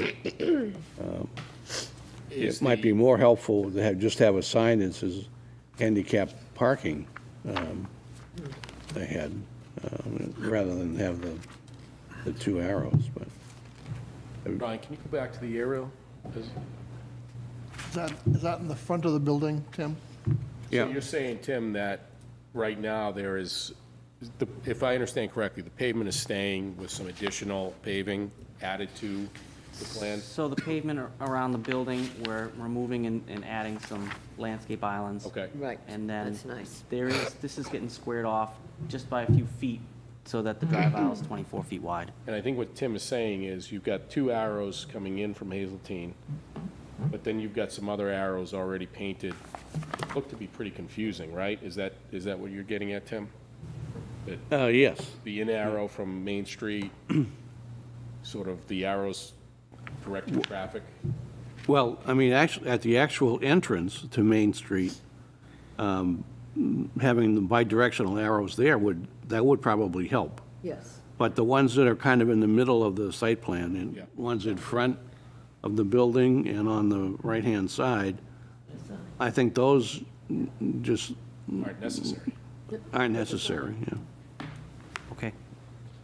In fact, that one looks a little misleading. It says, it's telling you to come in on Should the be right. pointing the opposite way. Yeah. To leave the building.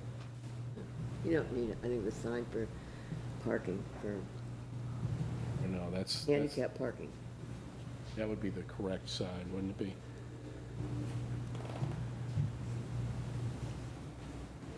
So, I'll kick it off. You know, we basically heard two of the busiest intersections in town tonight on applications. You know, from a personal standpoint, I like the idea that this, although not a historically recognized building, it has historical significance to the town, former meeting house.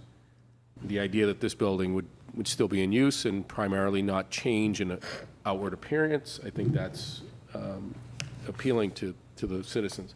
Yep. The biggest concern I have is the Hazeltine entrance. And the reason I say that is,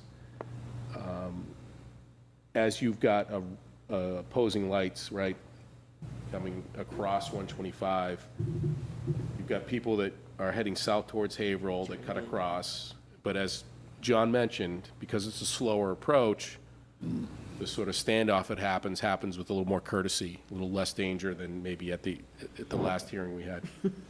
You hope. However, if you are coming across from where Heavenly Donuts is, and a car is slowing down to take a right into that lot, it's going to create a little bit more bottleneck potentially. Also, people leaving that section, there's a lot of traffic on there, and there's a lot of traffic coming up that road. Yeah. So if you have one car waiting to get into traffic, it's going to block all the traffic coming from 125 to use Hazeltine to get to Main Street. Yeah, and I'll point out that the Walgreens there has an in-only entrance. I would say that you can also exit, but you can only take a right, and I wish I had a pointer, right? Yeah, you right only turn, you use it as an exit. So right here, you can come in and you can only exit taking a right. I would say 75% to 90% of the cars that come out cut across here and take a left. Yeah. Yeah, which There's is a sign illegal, that which says is not to. right. Yeah, exactly. That's not And- pay attention to at all. You know, again, the license plates, you saw where they're coming from, right? But in all honesty, that is the way to Massachusetts, so it's, it saves a lot of time. My concern is cars that are gonna wanna come in here and cut across, and cars that slow down and pull in as traffic is coming across. Right. But also cars that are gonna come out here illegally. I'll tell you, the quickest way, though, I'm looking at if I'm coming up Main Street, I'm not gonna go on Hazeltine. I'm gonna keep going up Main Street and I'm gonna enter there off of Main Street. It's gonna be That's- it's easier. gonna For like be- half That's how I would do it. That's how I would do it. going to get used the most, those two, right. That's how I would do it. Yep. I agree. I don't think people are going to use that, well, when they start seeing how difficult it is to get in or out. Because that's just, you just get through the stop sign, which is quick there, and boom, you take your right and you're in there, you're in the building. I think getting in is going to be a lot easier, because you're flowing with your traffic, and you're taking your turn, you're out of the way. Going the opposite way, yeah, you might have to cut through a lane of traffic. What about the traffic coming towards 125 that cuts across Hazeltine as maybe traffic's coming from Heavenly's across the street? That's They another, have to slow down, Yeah. and they want to get If through. no traffic was going on to Hazeltine from that egress, Yeah. if it was a one-way in only, entrance only, and you exit on Main Street, it would make it a lot safer. If you allow cars to leave that lot there, you're gonna have a traffic jam right there on Hazeltine. yeah, which I right now, the agree, I plan agree. doesn't allow for I it. said, I agree. So right now, the plan doesn't allow for it, it's only an entrance. The concern is like the Walgreens, which has specific traffic pattern designation, people will Disregard. illegally. Yeah, oh, yeah, they Well, will. the good thing, if you're entering from, say, 125 to take a right into there, Yeah. it's uphill, so people are going slow. That's the good It's one. not like they're going the downhill. others there. You're going up a hill, so they're gonna be going slower. Yeah, my thought was if you come across the intersection, someone's waiting to take a left to go towards Haverhill, if you have to slow down suddenly because someone else is slowing Right, down you in try front to of beat you to it, take a you right. try Oh, to get yeah. over there. Good. Again, I don't know that the board can sit here and say, you need to do this to the applicant, but I think it's okay to have a conversation about it.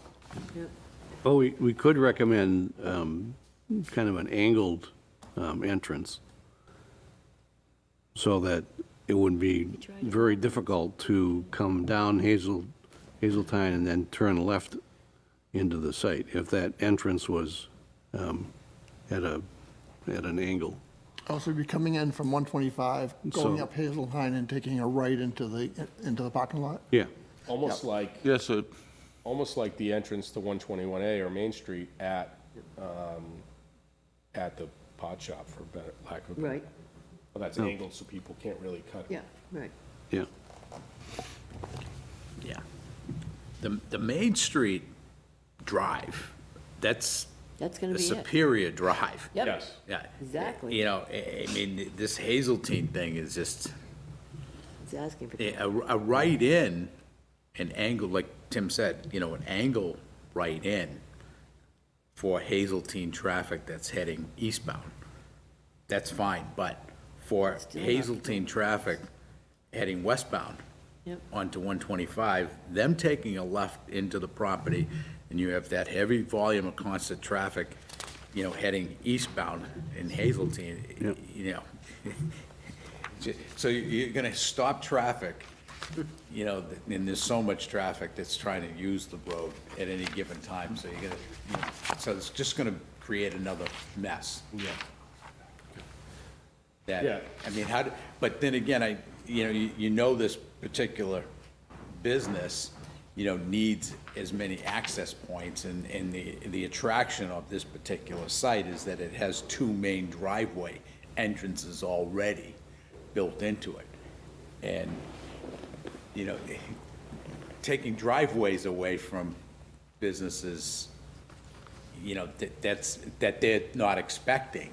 But what we're looking at as the planning board is that, you know, we have to create safe means of access for these things. The previous use didn't have any real traffic They never concerns because it used it. didn't produce any. Never used it. Yeah. Go ahead, Mrs. Robinson? That's my point. They never used that. You never saw anybody making that in or out of there. And I think that's what people are going to be used to. They are not going to expect to have a driveway right there again now. This is something new, and I think it is going to change. People are going to want to take the Main Street in, and they're going to want to go back out. And I think those exits are perfect. They really are. You made them a little wider, and that's good, or bigger, wide as you want. But I think that's the flow of traffic you're going to find anyway, that way, than off of Hazelton. I don't think that's going to bring anybody in. Well, the problem is, I think if it does, it's just it's a bad location. I just don't think it's going The to add to the weirdest, business. the weirdest thing too, I've only made the mistake once, but, continuing up Main Street to 125, instead of using Hazeltine, you get out there and you gotta go right. But it's just, the whole traffic pattern of this particular island area, No, it's it needs to be crazy. looked at. It I needs to be mean, looked at. there's gotta be a better, design, a traffic design for Well- that particular convolution of roadways. Problem is you get both states together there. Yeah. That's the problem, I it's have a two point, but, states. Go ahead, Okay. Karen. Yeah, the other thing is, you know how there's a stop sign coming off, okay? What about if they are using those two? Shouldn't there be a stop sign now, this time? Not just waiting to see who's going to go first or take turns nicely, but another stop sign at the end of Hazeltine, so that you do literally have to take, you're going to have a lot more traffic coming back out of the store on Main Street. And so everybody's going to be coming to that stop sign, who's first, who's second? And I think there should be a stop sign both places. I really do, if you're going to increase traffic on that road. That's just a suggestion, that's. Can you, Another stop sign where? yeah, I was gonna say, Yeah. can you give us Yeah, a? okay. You know how you get a stop sign now if you're coming off of 125 At heading into at Plaistow? Hazeltine and Main, is that the intersection you're talking about? Yes, yeah. Yeah, that's that a three-way intersection. stop There's already. three, yeah, there's three-way stops, there's Yeah. 3 stops there already.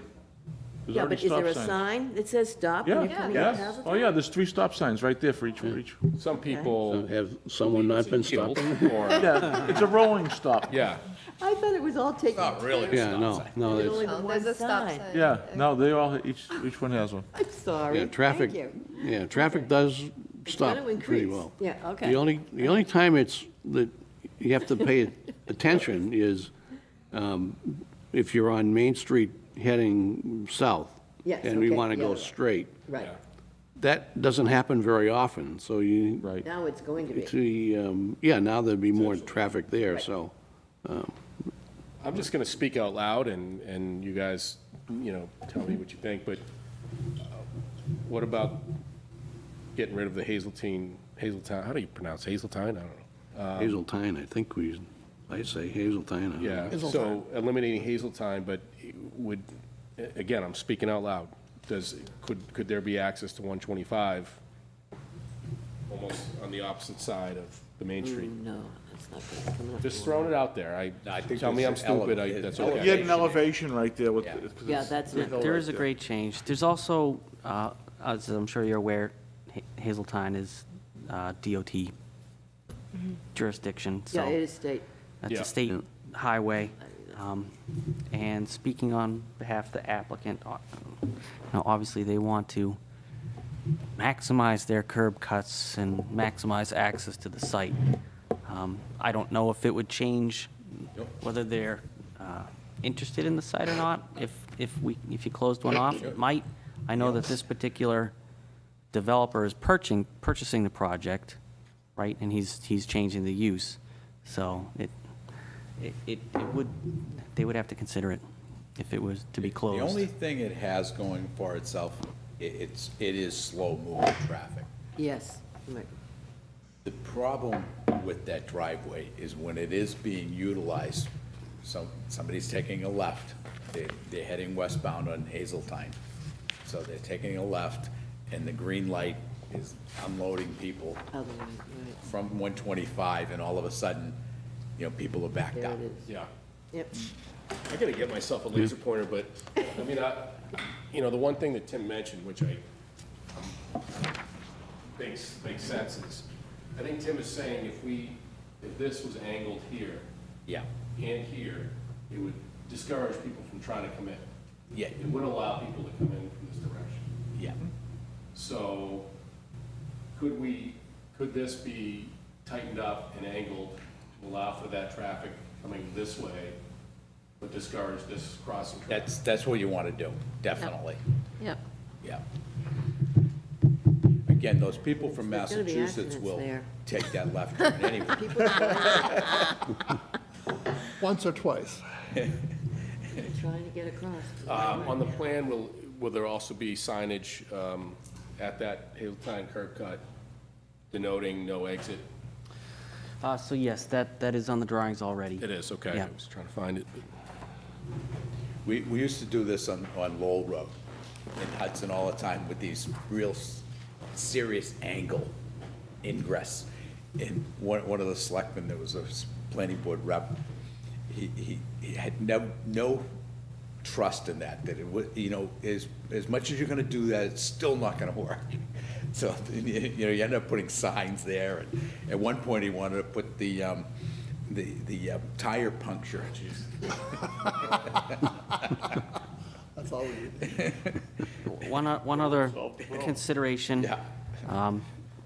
is the driveway needs to obviously accommodate a fire truck. They're going to enter on one side and exit on the other side, so I just remind you of that. Again, wouldn't the fire truck use the Main Street entrance and exit? He's not gonna make it through there. Yeah. All the traffic. I don't know how, Get through there. I don't know how I seriously do not know how the fire truck would get in to Hazeltine in enough time Yeah. before the building burns down. They're gonna use Main Street. Yeah. They're gonna pull right in. I had asked the captain at one time if there was a requirement to have space to turn around. He said, as long as I can get in and back out, right? So, Not you know, there. should there be a need? Again, I Main Street would be think you're right. I think the Main fastest way Street to exit. get there. Yeah. Because they're coming from 121 in this way. They're going to come and take a right. Is this a reasonable request to the applicant for? I got another point to make. Somebody might have said it, and I wasn't paying attention, but, with these type of operations, and this is the first one over the line, people are going to primarily be coming from that state below us, and that's their first point. So they're gonna be using Main Street. So a bulk of their business is going to be mass bound in, mass bound out. So, Yeah, I mean, I think we'll use it. yeah, you'd hope that the people from Mass that want to utilize this business would come across Cross it in. They have a- Hazeltine, yeah. take that right in and then right out. They're not even gonna see Hazeltine. Yeah. Exactly. They have a won't think of it. propensity to be looking Because nobody's for using it. beverages at a cheaper price, and they're able to get that at the first Right.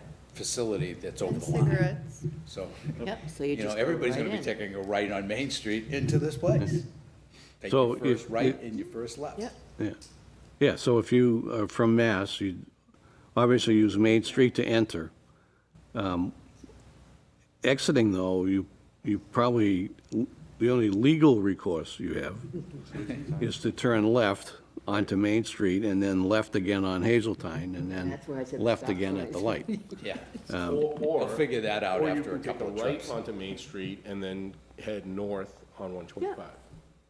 Well, I mean, you could do that, but if you're from Massachusetts, you You probably, might be heading to Market Basket. unless Right, you they have, stop there, then off to Market Basket, and then, Yes, see? That's There you what I go. said. and then they leave the That's it. state. They It got come out more in and mine. Why don't we just put a stop toll it. We're a booth mining right there?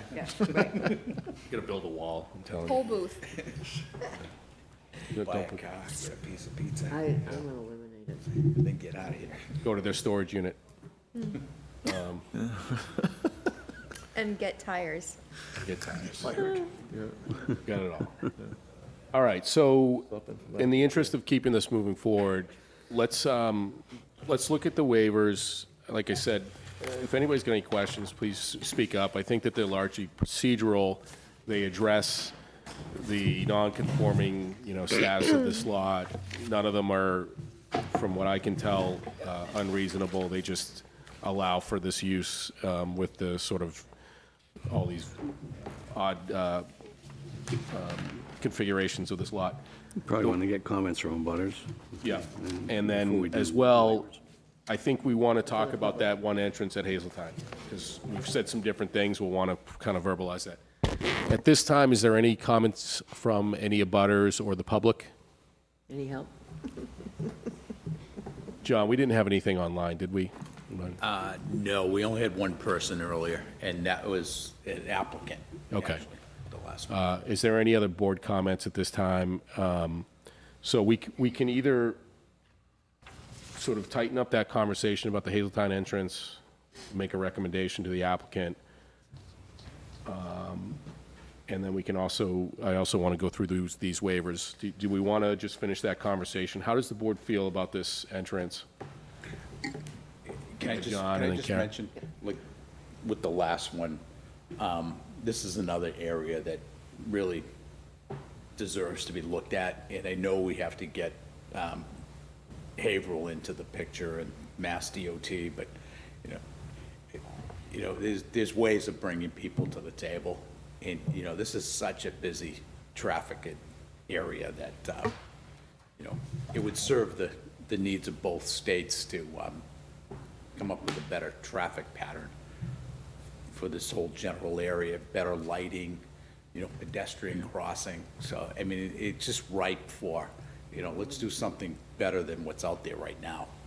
Especially with all this infrastructure money that's supposed to be coming at us, might as well put it to good use. Yeah. Yeah. It took us 25 years to get Mass DOT to talk about the intersection at Cushing, which they finally had no choice. But, I mean, we had plans, I say, Way back. we in the very general sense, that both DOTs, Haverhill, Plaistow, all had input, planning commissions, and it provided better intersections, I've forgotten now what the solution was, but because that was never forthcoming, we were kind of forced to put the light at Hazeltine and 125 to accommodate State Line Plaza and their addition. That clearly wasn't the ultimate solution, because now, 100 feet down the road, you got to stop again at Cushing, which is working out better than I thought it would, actually, but it's still a messy intersection. So, I mean, there's always hope to do something better, but, that's a ways off. So I think we need to focus on the situation as it is, and do what we can do. Yeah, I think that these two applications have sort of brought forth that we've got to be working with some other agencies and organizations, and even other states for that matter, because the traffic in this town has increased significantly. And these are two of the worst intersections in town, and this one is just a congestion point. So I don't mean to take the time away from you as the applicant representative, but the board, I think, warrants a discussion outside of, at one of our workshop meetings about traffic flow and what we can do as a planning board. So specific to this Hazeltine entrance, I liked what Tim presented. I think that it addresses my concerns as a voting member. But, I'd like to let the board representatives talk and let us know how you feel about it. So if anybody's got any additional. I think, Tim, that's the best solution to it. I agree. Okay, I guess I'm the only one. Well, no, please speak up, Karen. No, I think it should be eliminated. I'm sorry. It's going to be trouble. I don't care how you do it. It's going to be trouble. But it belongs to DOT, it's not the town, Well, so. I'm suggesting to them, if they look Yeah. at it, and I wouldn't be surprised if maybe they might even look at that I possibility. think Tim's is the best compromise to it, though. Is Hazeltine not a town road?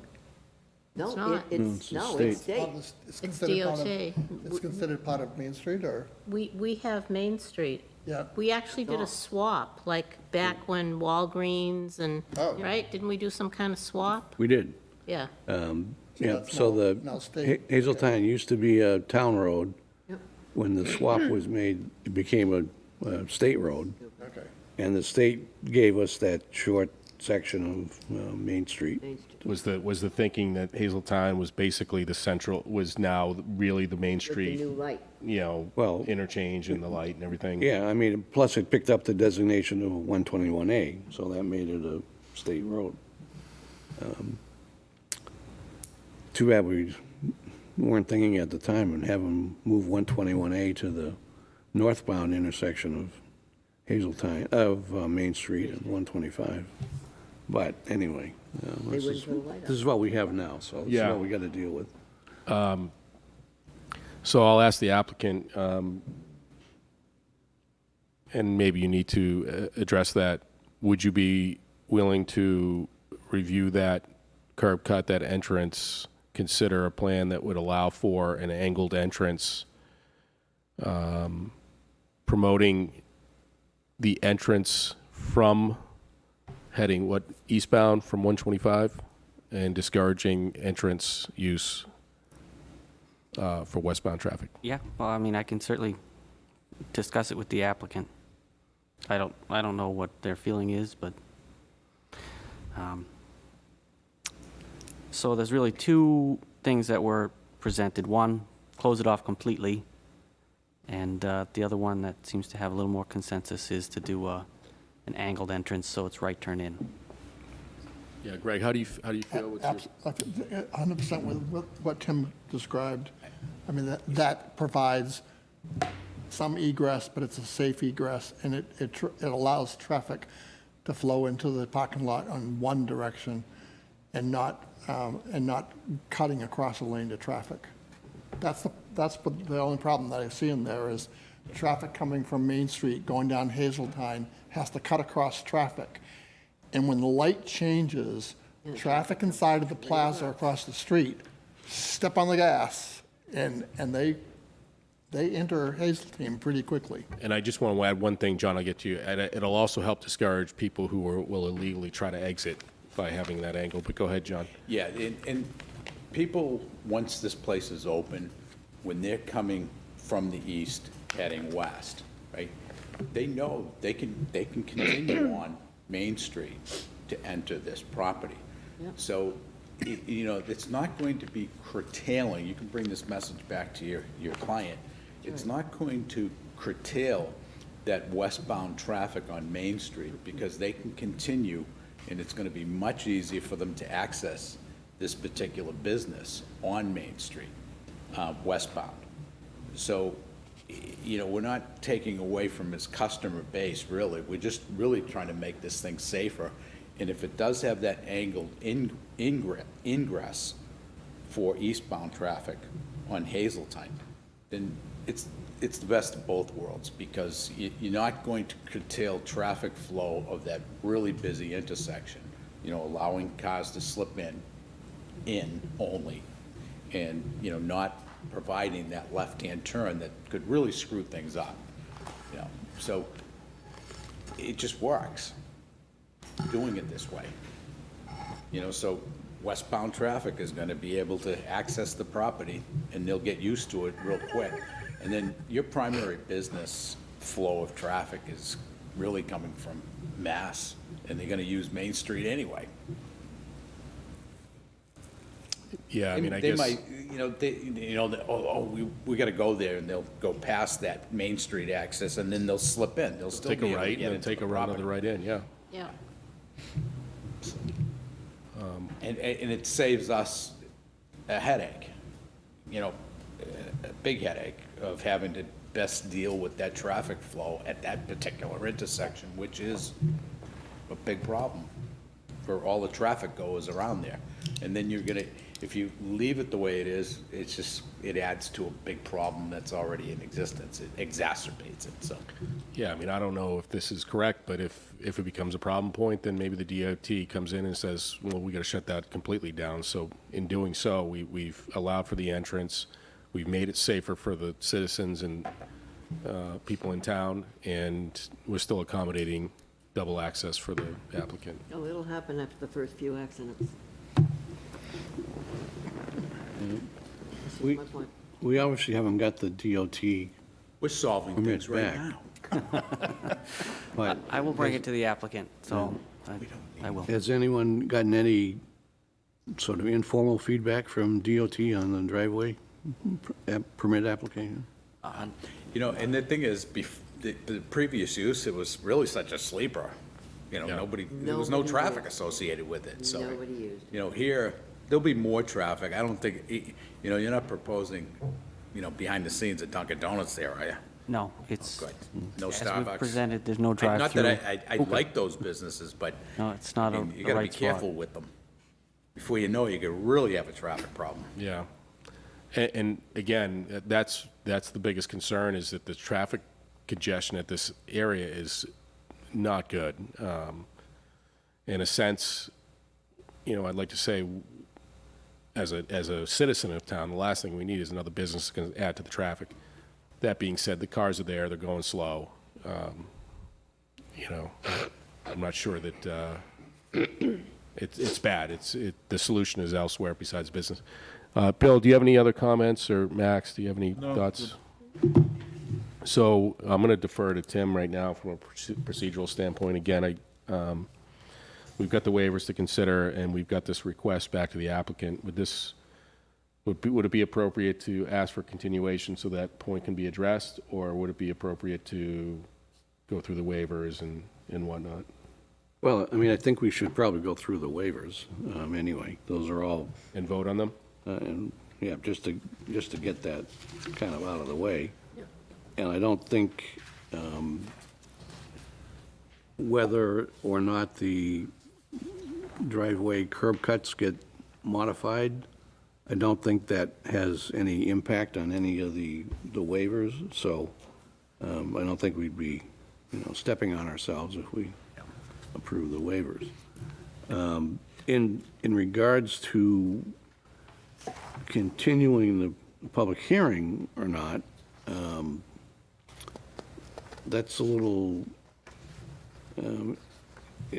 if there was, if there was consensus on the driveway curb cuts, I think that's probably it's a little more than just strictly administerial, which we'd like to make the conditions be, but in this case, I think John has a clear understanding of what the intent was, so we could make that a condition. The only fly in the ointment there is it requires a DOT permit, so I think we probably should maybe forward a letter to DOT stating what our opinions on the curb cuts, so that they have that information to make their decision. Then, again, I mean, we can make a condition of approval, and if those conditions aren't met, then it would come back here. Is it ultimately a DOT decision on the curb cuts? While it is for their road, yeah. I think No. all suggestions should be made then. Yeah. I mean, you can negotiate with DOT on some things, and some things, they're pretty adamant that's the way it's got to be. So Yeah, what their opinion on this, I agree with everything Tim just said. In this board, if you move to condition approval with the new driveway layout, ingress only, that, if it can't be accomplished, they have to come back anyway. So, and we can deal with that particular issue if we have to. yeah. So, but I think we've solved, the issues with this use on this site this evening, I think. And I think there's a big consensus that as long as it's angled, an angled driveway, ingress only on Hazeltine, and then the main entrance is on Main Street. And that'll be the most used entrance way anyway, ingress, egress. And that's what you want. I don't think there's any better solution. I don't think I think everybody kind of agrees to that. And why not just approve and condition it? And if they have to come back because they can't achieve that, then we'll deal with it then. I'm comfortable with that. Everybody else? No, I'm still going to be a no. I'm comfortable with the process, at least, with proposing that, at least. All right, so let's get to the waivers. Go through that. There's 6 waiver requests, as noted in the staff report, mostly to address existing conditions. We can see K&A review number 1 for additional comments.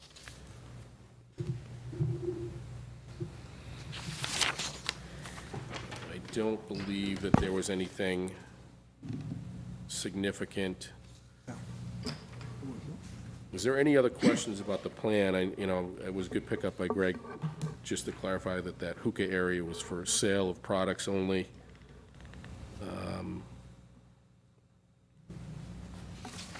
I didn't see anything else that I thought was a concern or needed to be addressed.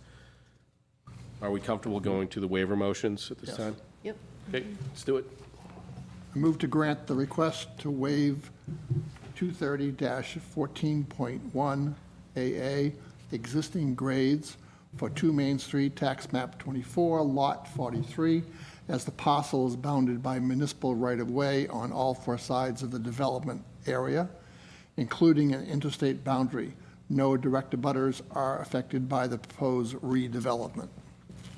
All in favor? Oh, do I have a second? I'll second. Tim seconds, all in favor? Aye. Aye. Aye. Aye. Opposed? Abstained?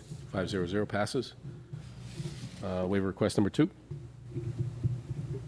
I move to grant the request to waive section 230-14.1 CC, existing wells and septics outside 100 feet for 2 Main Street, tax map 24, lot 43, as the parcel is bounded by municipal right-of-way on all 4 sides of the development area, including an interstate boundary. No direct abutters are affected by the proposed redevelopment. Do I have a second? Second it? Karen seconds. All in favor? Aye. Aye. Opposed? Abstained? 500 passes. Waiver request number 3. I move to grant the request to waive 230-14.1 FF loading/unloading area for 2 Main Street, tax map 24, lot 43, as existing parking area and layout at to be maintained. I would say maybe get rid of at. Yes, I think so.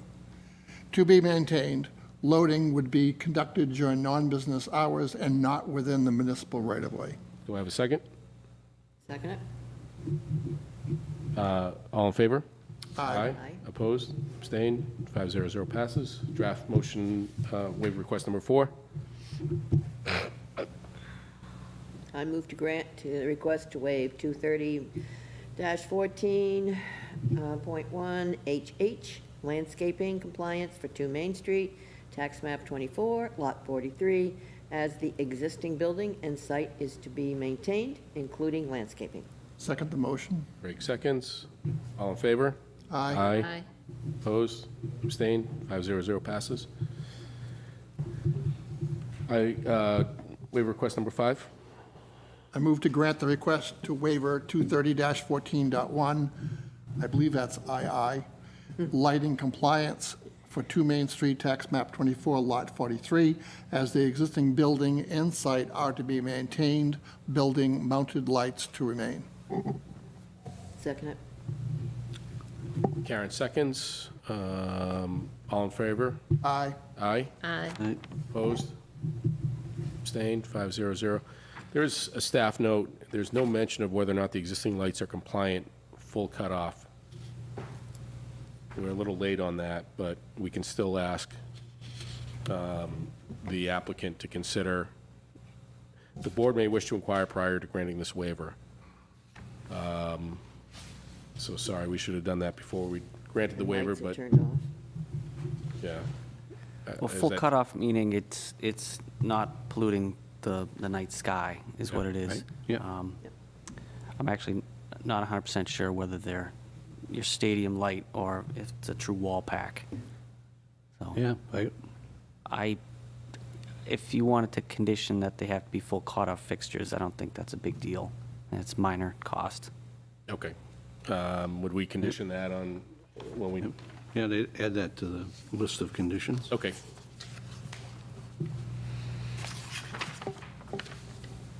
The sign has blinded you by then anyway, so. waiver request number There's 6. a recommendation on that one you might want to read. Not allowing these, okay. I move to grant the request to waive 230-12B3, 10-foot buffering requirement for 2 Main Street, tax map 24, lot 43, as strict enforcement would not allow for the existing drive aisle to be increased to the required 24 feet. Do I have a second? I'll second. Tim seconds. All in favor? Aye. Aye. Aye. Aye. Opposed? Abstained? 500 passes. Okay.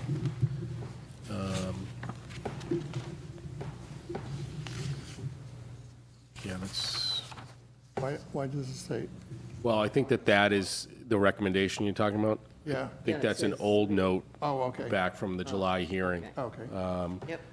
The most up-to-date staff notes discuss a check that's been resolved. And so at this time, we could go to conditional approval. I think we want to consider verbalizing the curb cut request. And Karen, I'm in agreement with you. I still have concerns about that Hazeltine entrance, and mostly because as cars come across 125, there's suddenly someone taking a right into the entrance. That's going to provide a quick slowdown. It could provide some accidents on 125, people cutting across, anticipating. People are speeding to get up that street. Yeah. You know, and I'm also considering the applicant's business model and the, you know, the sort of the needs for proper entrances and exits. So I'm torn a little bit on that one as well, but I'm hopeful that Tim's suggestion is possibly the one thing that helps resolve this. So, Tim, do you want to verbalize the conditions and including the light condition that we just talked about? All right, move to approve the amended, move to conditionally approve the amended site plan for 2 Main Street, tax map 24, lot 43, for the change of use to a retail, parentheses, convenience store use with the following conditions. Receipt of a New Hampshire DOT driveway permit. All professional stamps will be included on the final recording plan. All the building lighting will be modified to full cutoff compliant. And the driveway entrances, the one on Main Street should be better defined. And the one on Hazeltine, I guess the recommendation there really is that we write a letter to DOT, and whatever the DOT approves for that driveway permit is what will be on the plan. So the letter to, probably don't want to put all this verbiage in the condition of approval. All right, so we'll go through right now with a move to approve the amended site plan. We have the receipt of the New Hampshire DOT driveway permit. But is that really going to be conditional upon the discussion points that we talked about? So all Well, professional I mean, stamps? I think the letter to DOT would say that planning board discussed that intersection, and members feel the intersection should be either eliminated, curb cut, I should say, intersection, or if it's not possible to eliminate it, then it should be angled so that eastbound traffic on Hazeltine gets the favorable entrance into the site. In terms of a draft motion for conditional approval of the site plan to consider all that, how would we sum up that? To conditional approval based on New Hampshire DOT's acceptance or New Hampshire DOT's determination of the curb cut at the Hazeltine entrance? Is that how we would write that in the draft You motion? gotta, I think you put in elimination possibly. I'm not saying which one. They are gonna decide. He did say that, and I'm okay with that as well. Yeah. John? Well, I think we have it covered by receipt of New Hampshire driveway permit. Right. In terms of conditions, I mean, we want to make it simple. So, So that first bullet point, receipt of New Hampshire DOT driveway permit, That's the given. which will be basically addressed by a letter from this board with recommendations on, or, feedback from the board to the New Hampshire DOT. They're gonna We make the will decision. basically accept what they determine, and the applicant should as well. yeah. Yeah, I'd like to suggest that, learned this lesson a long, long time ago.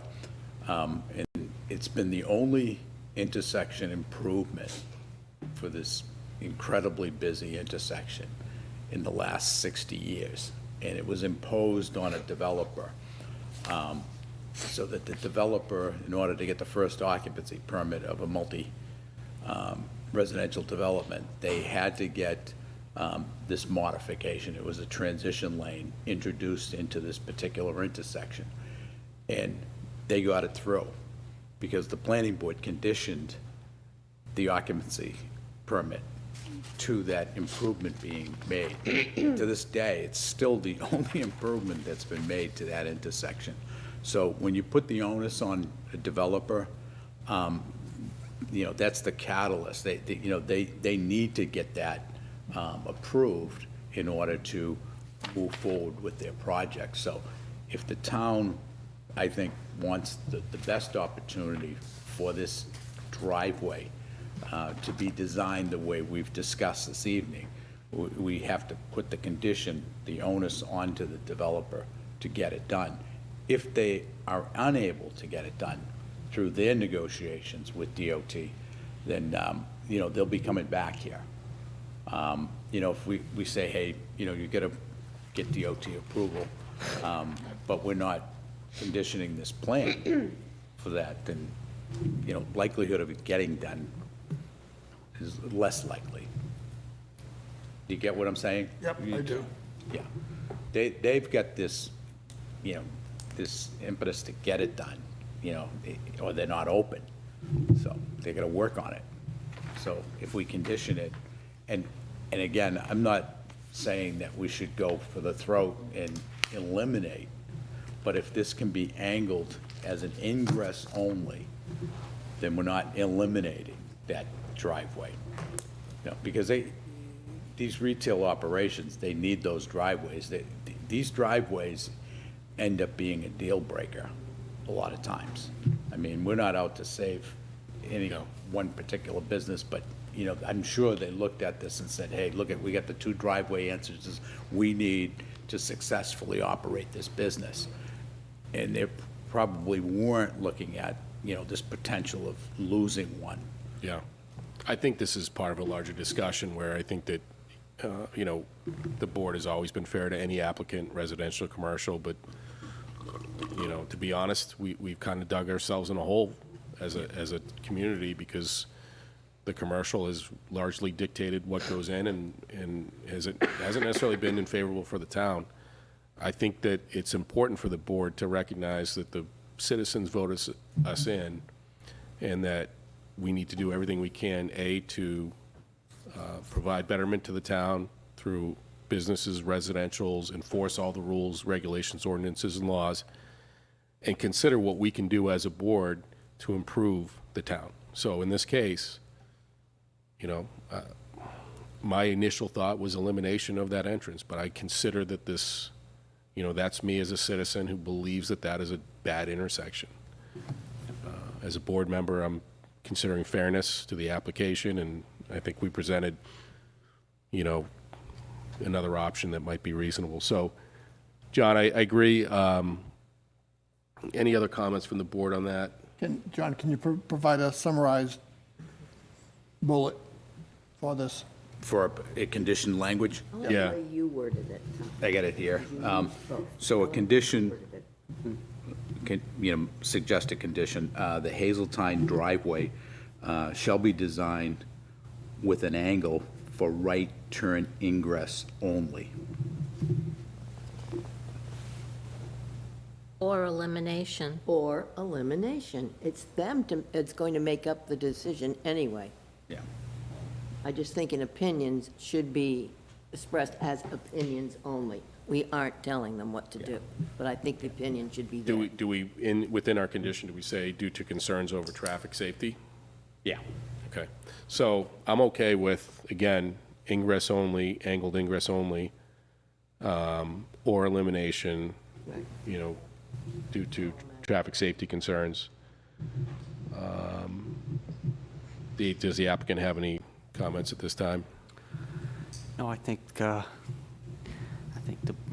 mood of the board is that it's going to end up being that way. So we'll live with that. And as Mr. Cashel said, if it is a deal breaker and the applicant wants to fight his case, then we'd come back in front of the board anyway. I can't speak to what the DOT is going to require. I don't think they would be opposed to making it right turn in only, just speaking from my experience with them, since it's so close to the actual intersection. They usually don't mind curb cut closures. They don't like curb They don't have a cut problem with closing. openings. There's never a problem with closing. Once it's closed, though, that's it. It never comes back. Speaking on behalf of the applicant, we're willing to accept that as a condition of approval, and we will seek to get our DOT approval reflecting a right turn in. Yeah, and similar to the prior application, it's a condition of the environment, not necessarily created by the applicant or the application, but that is an existing environmental concern. And through the process, we're trying to address what's best for the community. So, all right, let's verbalize that last condition. Tim, this is where I pass the buck to Tim. He's good at it. He's good at it, right? Yes, he is. A lot of experience there. So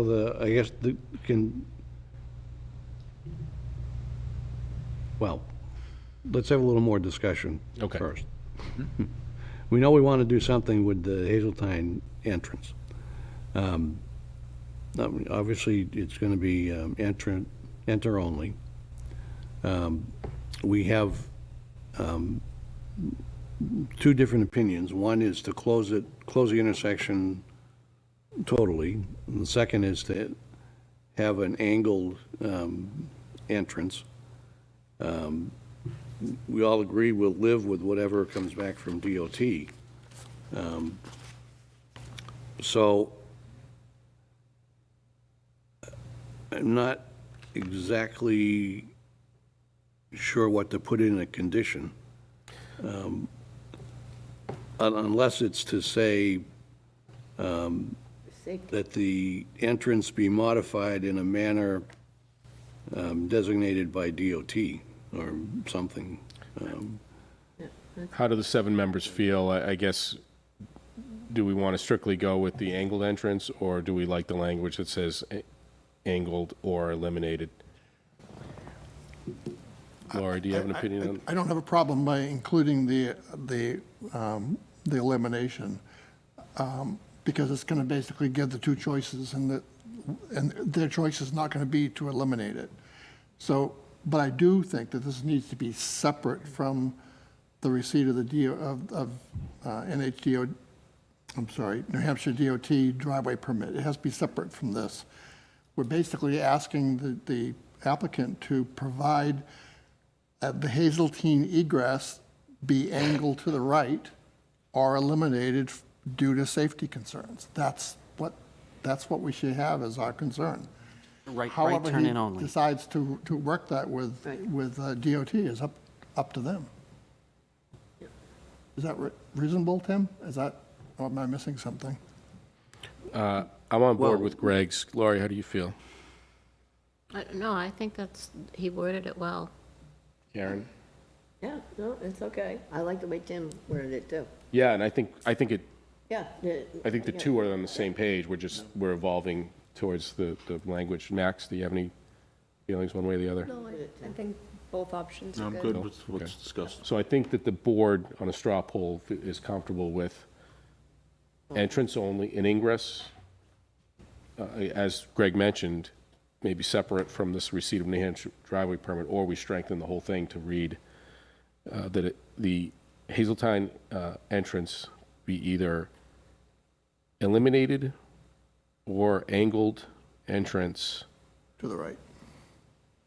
to the right, ingress only, entrance only, It already- recommended due to safety concerns of the intersection. The entrance only is already part of the plan. True. Right, so we don't really need to have that as a requirement. Do they actually come down and look at it too? Oh, yeah. Right. I mean, they have all the aerials to look at it. Okay. I'm sure they're familiar with this particular intersection because there's plenty of concern for it. Right. Okay, good. And then we would put those conditions, and then how would we incorporate receipt of subject to final determination in the form of the New Hampshire DOT driveway We permit? don't something like really that. need to do that yet. We're basically having this as a requirement that the applicant is going to go off and work with DOT to resolve. If he can't resolve it, he's going to come back here to the board, and then we're going to basically make the decision, either go with what DOT is recommending or disapprove the use of the plan. So if we make the condition either an angled entrance or closure, then they go away, DOT comes back and does whatever, but the thing I would like to avoid is having a condition that says we want the entrance to look like this, whether it's angled or closed, and then DOT comes back and says, Tells you how. yeah. No, it's gonna look like this. Or if we make the recommendation to just to close it or just to angle it, and DOT comes back with something different, then we're in a position where they can't meet all the conditions. So then they have to come back. I'm gonna come up there. So would we be better off continuing the hearing so that this could be addressed, so that we don't have to put it in as a condition of approval? And I know we don't necessarily want to do that. Well, There's no guarantee that sometimes that's ideal, but DOT will other act times DOT permits take months. a You wanna year. get at them. I mean, it's Yeah. crazy. So that, and a lot of times, financing depends on approval or conditional approval from the planning board, so it's. Do we say, should the New Hampshire Department, DOT, not meet these recommendations, then the applicant shall come before the board for, Site plan modification. site plan modification, something like that? Yep. Well, that would be,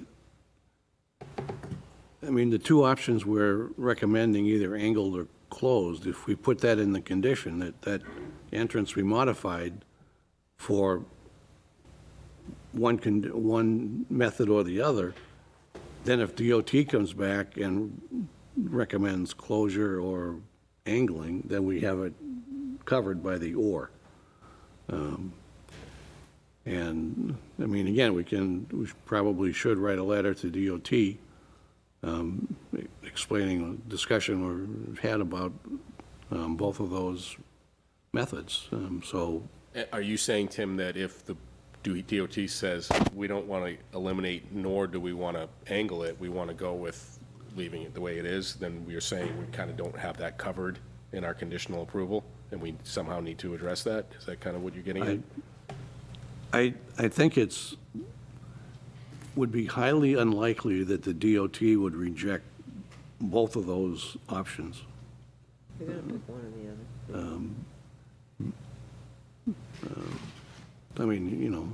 other. I certainly can't predict what DOT is going to say, but So maybe let's cover ourselves. If DOT does not find either of these recommendations favorable, then the applicant can come before the planning board for site plan modification and subsequent approval or something along those lines.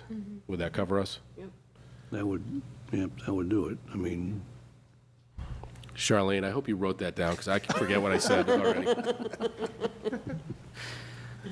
All right, let's verbalize this. We do have some public members here. We have another hearing on the docket, and we've already hit 9 o'clock. Yep. The only thing I want to add to this discussion is that if we condition this application, and it would be the consensus of the board, if you wanted it eliminated, condition it that way, they would have to work with DOT to meet that condition. If the consensus of the board was to allow for the angled ingress only for eastbound traffic on Hazelton, then they have something concrete to work with.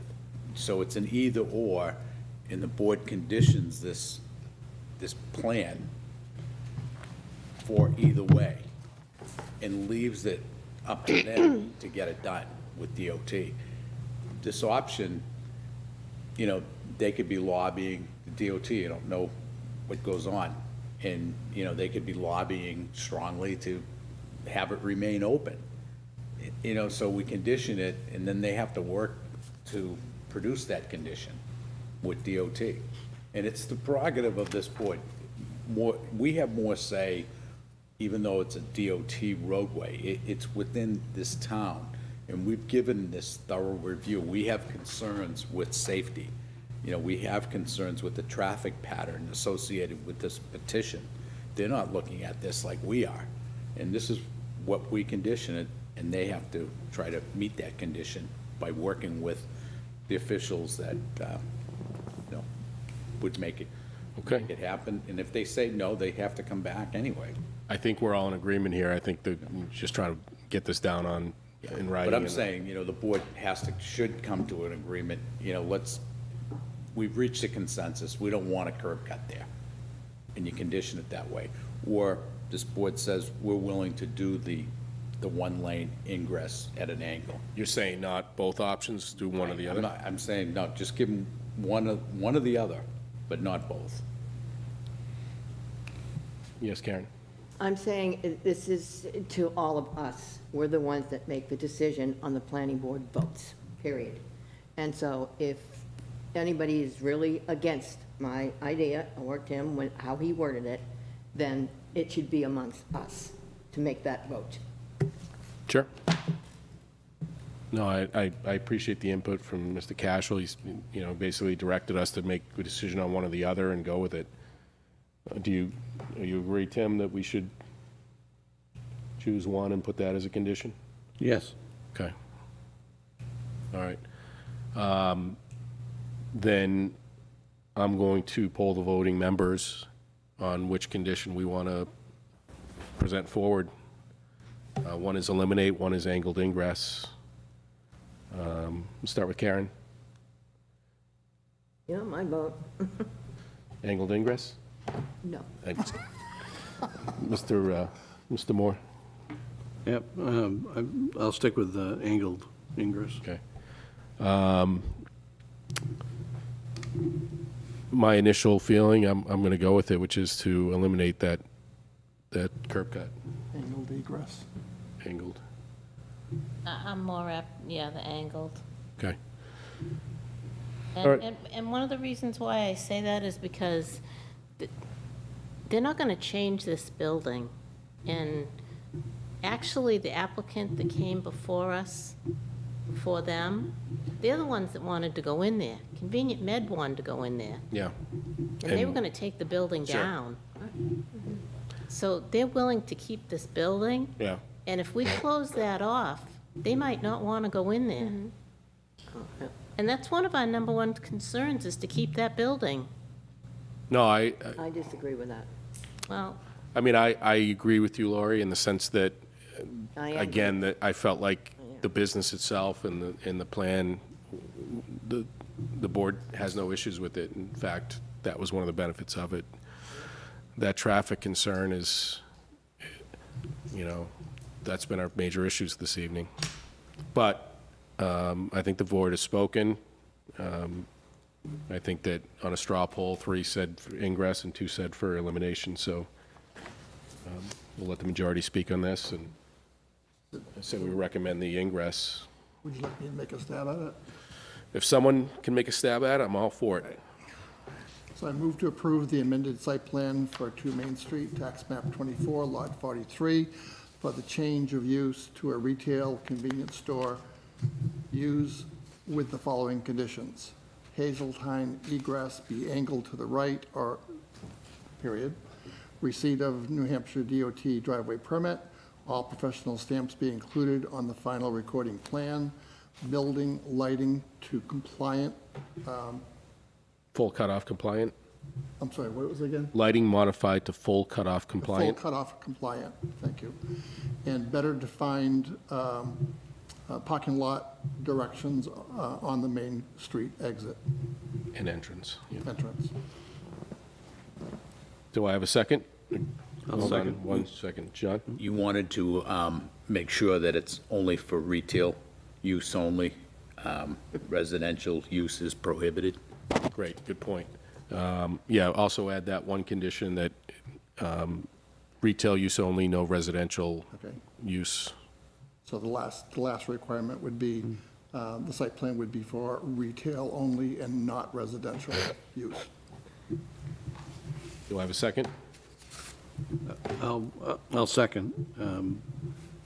It doesn't hurt to have extra, I mean, retail use is not permitted in commercial, in C1 zone, so I don't think we really need to add that as a condition. Residential, you mean? Residential is not permitted, yeah. Right. But, I mean, it, doesn't hurt to have that in there where there was some earlier confusion about that. Charlene, are you comfortable with the motion? Do you have it all down pretty good? She's smiling at you. But I can get it off the video because it's all over the place. There you go. Good. All right, do I have a second? Yeah, I seconded already. Oh, sorry, 10 more seconds. All in favor? Aye. Aye. Aye. Opposed? Opposed? Abstained?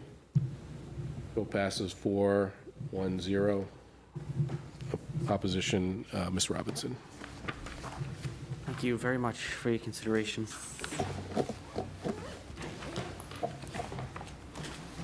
All right, it's 9:10. We have another application. Looks like we have some residents. We appreciate your patience.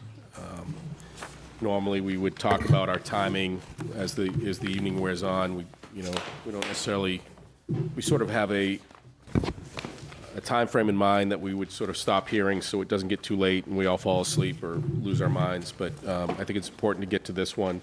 Does anybody need a couple-minute break? 2 seconds. I'll be right back, but carry on. I'm good. I think I'm going to just ask for like a 2-minute break. You stretch. I'm just going to use the restroom myself. Make that 6.5 minutes. 6.5 minutes.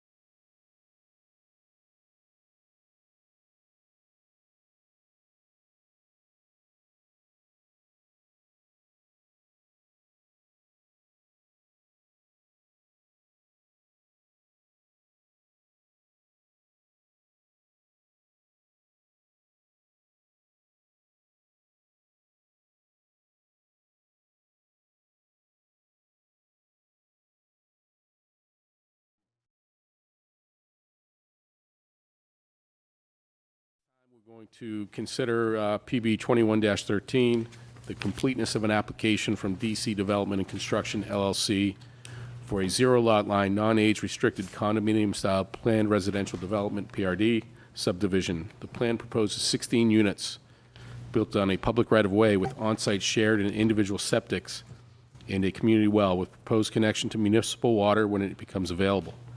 The property is identified as Sweet Hill Road rear, tax map 41, lot 83 in the MDR zoning district.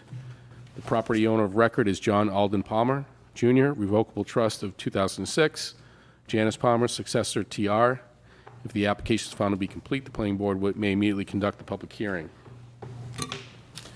Okay, with that, we will welcome the applicant representatives. Could you please tell us who you are and tell us a little bit about the Charlie Zilch project? from SCC and Associates. I'm here with Bill Hall from Civil Design Consultants.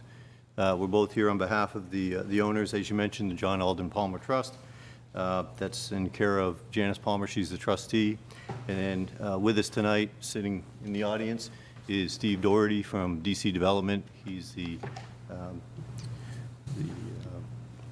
developer for the project. So this is to be known as Palmer Woods. As you stated, it's a planned residential development. And if you'd like, I could take you through kind of the site history a little bit, some existing conditions, then to our current proposal. Yeah, Charlie, has there been any, and forgive me, was there any communication with the planning board or the planning department in the past? Any pre-construction not pre-construction, but any design review or anything like that on this project? There was, I think we had met one time a couple of years ago with when we had a concept plan put together for the Palmers prior to going to Zoning Board of Adjustment. And then we've been in and met with planning board staff once Steve had an interest in the property, and we decided to change up that layout. Okay. All right, why don't you tell us? So it hasn't formally been before this board Sounds in quite good. some time. Okay, if you'd like. So as you can see up on the board, we've got the plan set. I gave you an abbreviated plan set. It doesn't include all the detail sheets and such. It just kind of gives you the project cover sheet and the subject parcel plans. So if you want, just stick on the cover sheet for a minute here, and I'll stay with that up on the board screen. So the subject property is identified as tax map 41, lot 83. It contains 20.02 acres, and the site lies entirely in the MDR zone. The property is located, as you said, at the end of the town right-of-way known as the Stephen C. Savage Way that commences at Elm Street. It serves the safety complex, runs to the south side of the safety complex. The roadway is now fully constructed all the way to the northwest property line of our property, and it provides 51.74 feet of frontage at that stubbed property line at the end of this 50-foot wide public way. The total length of the roadway from Elm Street out to our property line is 735 feet. So basically you have an access, comes in off Elm Street, right into the northwest property line. So the property, like I said, it's got a little bit of a history. It kind of arrives at its current configuration as a result of a lot line adjustment that was done with the abutting town of Plaistow Cemetery, which is adjacent to the safety complex, back in 2013. So at that time, what Alden Palmer, the current owner of the property, was, who's obviously since passed, he was agreeable to doing a parcel exchange with the town. So what he gave up was basically 3 acres on the cemetery side, and he picked up a 3-acre parcel over at the end of Davis Park, which is on the southwest corner, southeast corner of the property. So he basically gave up 3 acres to the cemetery and safety complex and picked up 3 acres down there. So he retained the 20 acres. It's just basically an equal area exchange. The problem was, omitted from that lot line adjustment plan, which I didn't prepare, just want to let you know, the town and Mr. Alden Palmer had an agreement, and this plan didn't incorporate that. The town was going to provide him access from the end of Stephen Savage Way, which was only constructed to basically about where the safety complex is, all the way up to the property line. So there was a lot line adjustment that was done, recorded, and then as we started to move forward with the project, we realized there was no access. So we corrected that back in 2018, put together a right-of-way plan, did a road design, And then, as you know, in the past couple of years, the town has fulfilled their obligation. That plan's been recorded, is now platted right away. The town actually constructed the roadway all the way to the property line, right up to final coat. So you have a Class 5 roadway that brings you right to the property line. Additionally, the Palmers elected to have the water line. As everybody knows, we have municipal water coming shortly. They took advantage of the fact that there is some water line that went to the safety complex. They extended that all the way to the property line as well. So as you stated in the opening comments here, that we do have the opportunity for municipal water at some point when that comes online, and we're hearing hopefully early spring of next year. So that'd be fantastic. So as you can see on that cover sheet, the property is bordered on the northwest by, as I said, the town safety complex and the cemetery, and then pretty much residential parcels all the way around it. You have Center Circle over on the southwest side. Bill Bartlett owns a couple of pieces over on the southeast side, undeveloped parcels, but everything else is pretty much somewhat developed around it. The property is not within any sort of a flood hazard area.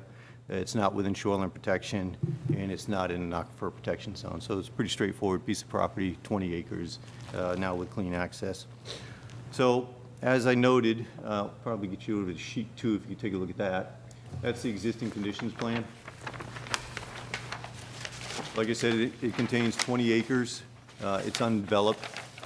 It's wooded throughout. It's got varying slopes of mild to moderate throughout. There's several wetland complexes that were identified by our wetland scientist, Tim Fulwerda. There's basically 3 of them.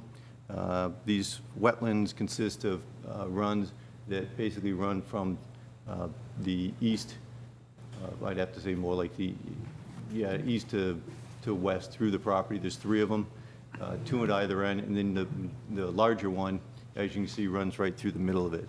And within that larger one, there is a couple of vernal pools. Can you use your mouse to point those out?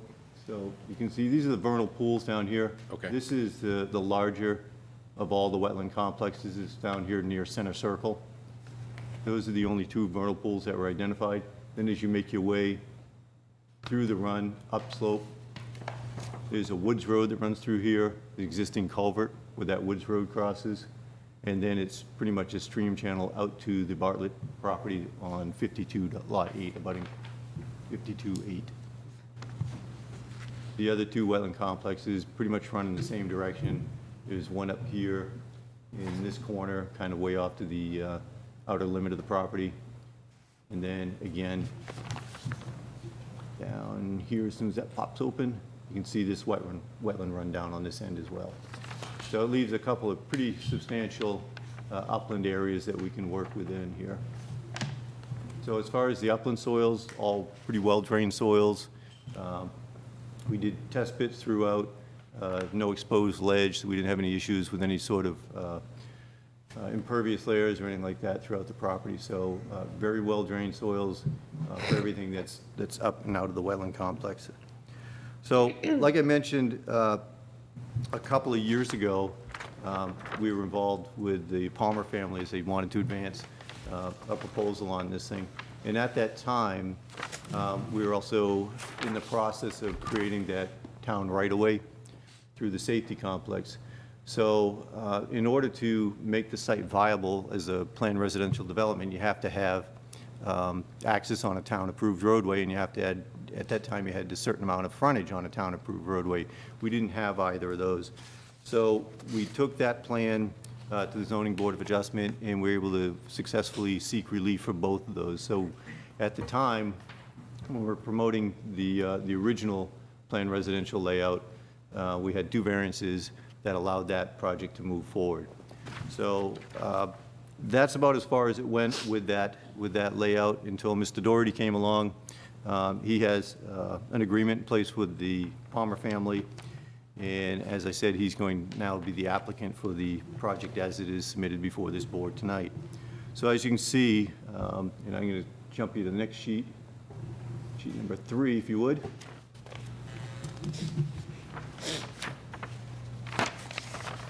This is an application for a 0 lot line, non-age restricted condominium style development. and it consists of 5 single-family, 4 duplex, and 1 triplex residential units.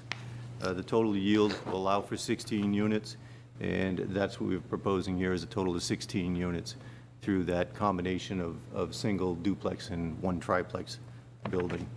All of the units are going to be 3 bedrooms in size. They'll have attached garages. We provided limited common areas around each one of the unit, so they have their own private area around each one as well. So, like I said, the site will be served initially by on-site community wells, and then eventually by municipal water. So we're making provisions, should this move along at a fairly brisk pace, that he could drill the wells, start with that, and then as the municipal water becomes available, he can switch over. So we're going to have that set up so that he can make that switch when we have the municipal water. We don't plan on maintaining those wells, just as it's kind of a stopgap to get us to the point when we finally get the municipal water. So just a temporary allowance here, more or less like what we did for the one up on Sweet Hill for Kyle McManus. That had wells proposed on it until we get municipal water up there. And that seemed to work out fairly well for him. So with this, we're going to be extending Stephen C. Savage Way an additional 670 feet into the property. It'll be a 50-foot wide public way. It'll terminate in a cul-de-sac, as you can see. Driveways for all the units will be off of this proposed public way. And then we did have a request by Mr. Bartlett, one of the budding property owners, as we're going through the Board of Adjustment on this, to leave him access to his property. So we've got a dedicated 50-foot right-of-way, as you can see, to his property right here, right near the cul-de-sac. Does that access point go through wetlands? It does have to go through wetlands. There's really no other place to put that. That wouldn't impact our layout. He has no plans at this point right now. He just simply asked for access off of our public way. It was a reasonable request, so we provided that for him.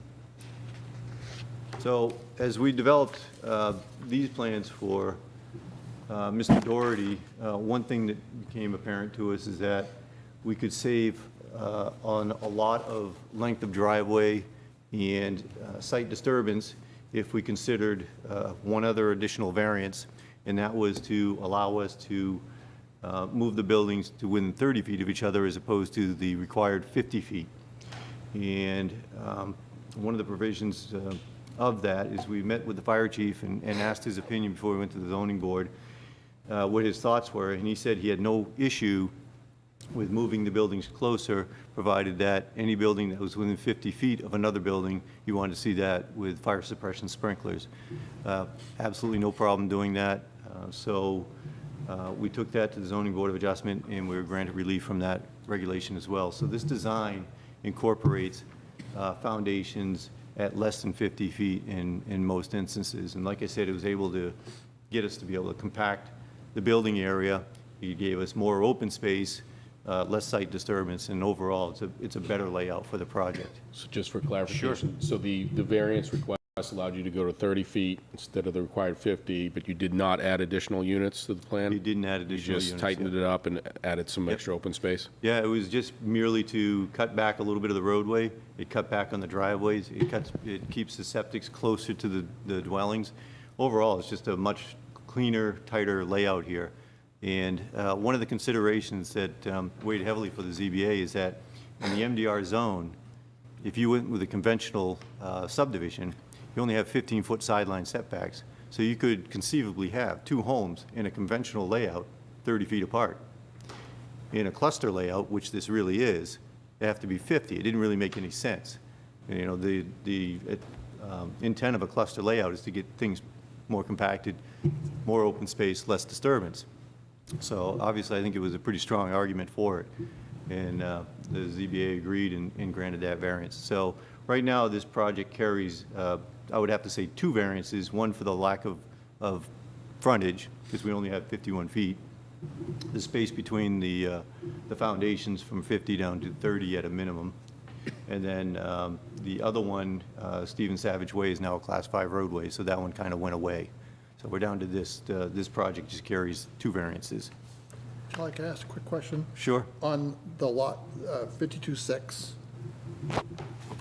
Yes. will they be able to use your variances from the zoning board, or will they need to apply for brand-new ones? If they were to take off, if Mr. Doherty builds this, then this is going to be a town-accepted public way.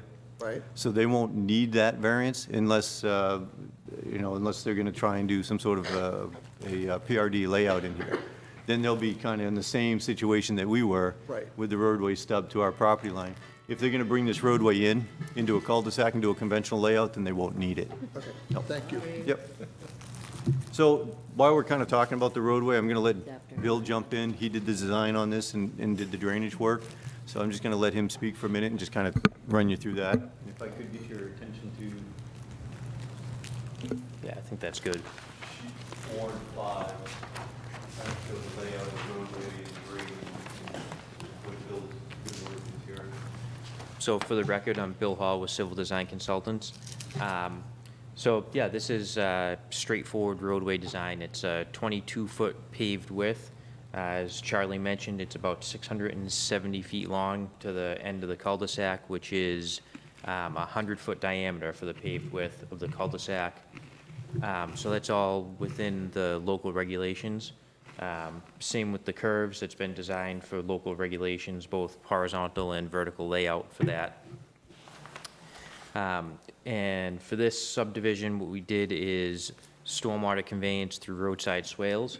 So you'll notice on the sheets 4 and 5, we have driveway culverts under most of the driveways. That's to convey all the stormwater to our stormwater BMPs. On sheet sheet 4, you can see we have a detention basin that's down in the bottom left corner. That's to treat some of the runoff from the first approximately 100 feet of roadway. And then on sheet 5, you can see towards the back of the property, we've designed a water quality swale off the end of the cul-de-sac that treats runoff going into a large infiltration basin at the rear of the property. This treats the majority of the runoff from the roadway. It really captures from the 100 feet in all the way to the end and many of the driveways for that. So that's how we handle the stormwater. All that's been designed to both the state and local requirements. So that ensures that our post-development runoff rates are less than the peak development, pre-development runoff rates.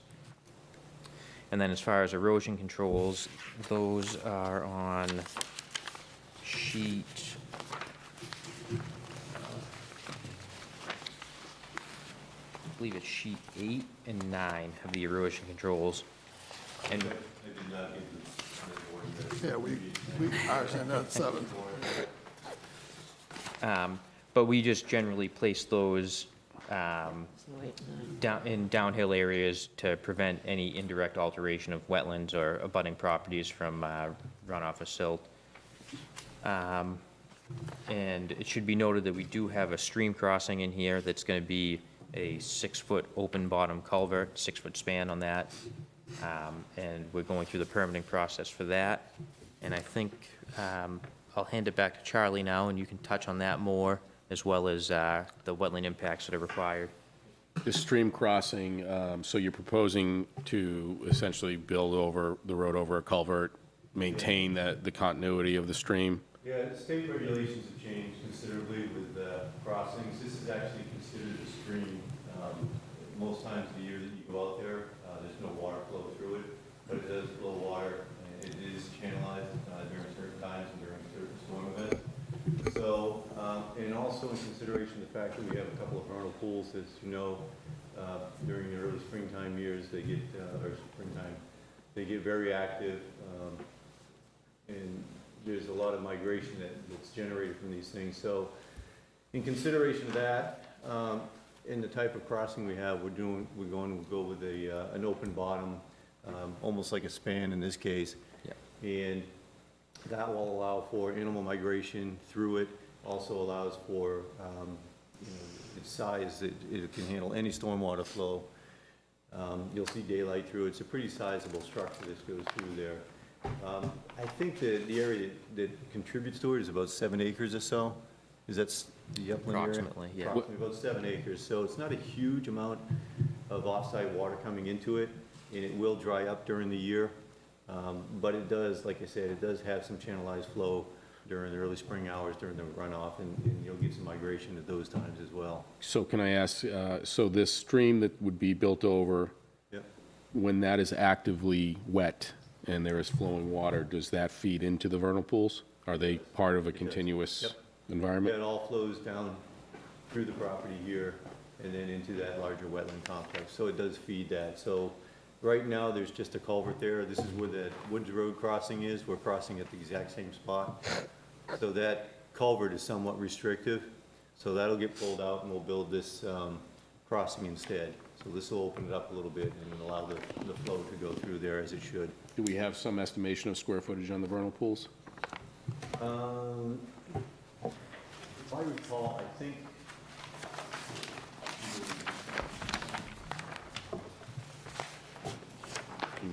yeah, I'm gonna say the vernal pool 2 is probably 8,000 to 10,000 square feet, and vernal pool 1 is probably about 4,000 or 5,000 square feet. Have you designed the cul-de-sac for removal of snow with the town trucks? We've run into a lot of issues with these cul-de-sacs. I can't tell whether this is Where's the on snow the go? right side of the cul-de-sac, is that going downhill, or is that Yeah, if you look at, let's put you back on sheet 4? 4, yeah. Yeah, Kind of zoom in on that area. Yeah, so on the right side of the cul-de-sac there, that's part of the roadside swales, so they'd be able to be plowed into. okay. Yeah. And will you be putting curbing? No. Or you will not be putting No curbing? curbing. No, So this is there'll be all no open issue drainage. with blades hitting? Yep. Is there any grade change uphill, downhill, or is it pretty flat? It is fairly flat in that area. It's slightly downhill, but you're gonna have, I believe it's 10 to 12 feet between the shoulder and the swale, and then going back to the berm to create the swale. So there's a pretty sizable area to push snow into there. Okay. I know if we were to consider a plan that would include fill at the wetlands area, it would require, either a conditional use permit or something along those lines. With the cul-de-sac, and I'm kind of throwing this out to Tim and John, with the culvert, and sort of a bridge type crossing there, what kind of impact does that require? Does it still require any kind of conditional use from the? It does. Thank you. It does. Just a question on the cemetery part, can I just ask on that? Yeah, no, let's open this up a little bit to this board.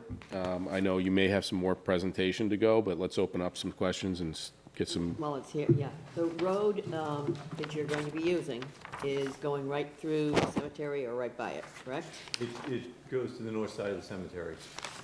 But you go right by, the cemetery's right here. Yes. And that road is now going to be a regular road. It's a public way now.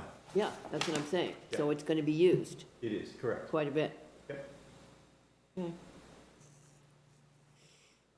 Do you have any plans for, Any berm or any fences or something there's the cemetery and then here's this complex, so do they care, do they want their cemetery in the backyard? I just didn't know how they were Well, it gonna, wasn't an issue as when we brought it through the planning board, when we did the design for the continuation of the roadway from the safety complex through to Yeah. this property. As a matter of fact, we provided an area for parking right behind the safety complex off this new section of roadway. And then there's a drainage area that we created on the cemetery side of the property. right. And I think there's also, we also provided, I haven't been out there since they finished construction of it, but I thought they also provided an access into the cemetery off of this roadway as well. so unit 1 is only about 50 to 60 feet away from the cemetery, is that correct? About 50 feet from the property line, in the cemetery property, that's true. Is there any kind of buffer or anything that's going to Well, be? there's a wetland there that separate? kind of wraps around. So obviously, that's going to limit the cemetery's use and also provide a nice buffer. We've got about 50 feet, and then you probably get about another 100 feet before you have usable land of the cemetery on that side. So probably about 150 feet or so. Do you have any plans for street lighting? We did propose a couple of lights here. I think we have 3 of them proposed on here. As far as the units go, like you said, some are detached, some are attached. Are they all uniform? It looks like we have some different models, is that correct? What size are they, and 3 bedrooms. are they 2 stories, single, No, they're 2-story. They're typically, just to give you a rough box size, about 40 by 40 Okay. on each side of these things. And like I said, they have attached garages. They're 2-story, kind of a townhouse style. How many square Come feet back to total the are we next looking at? meeting, We'll bring some pictures in and show you what they're gonna look like.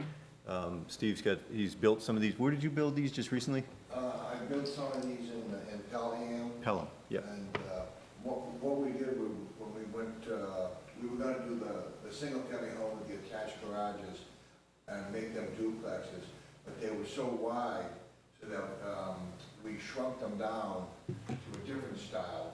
So they're really still an attractive duplex, and they both have a 2-car garage in the front. But at our next meeting, I'm hoping to have some colored renderings of those.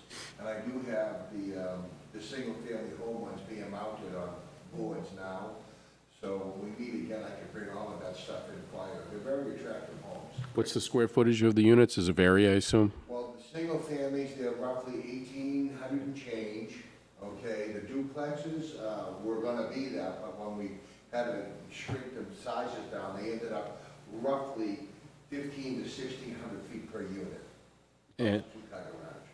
2-car garage, and then my eyesight's not great. LCA behind it, is that a yard? That's just a limited common area that we're providing for each condo unit. Okay.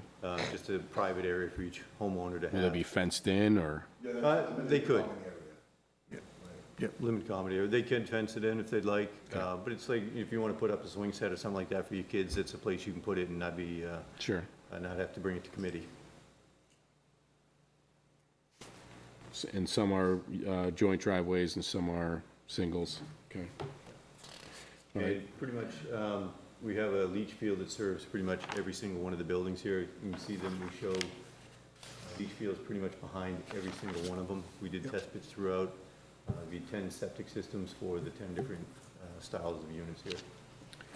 So there's a lot of abutters, and we know that we are a good 50 feet away, and I could look at this myself, obviously, from the safety complex and the cemetery. On this side of things, we get as close as, how close are we to some of the abutters to, 52-18, 15, 14, 52-9 and 8? Looks like we're somewhere.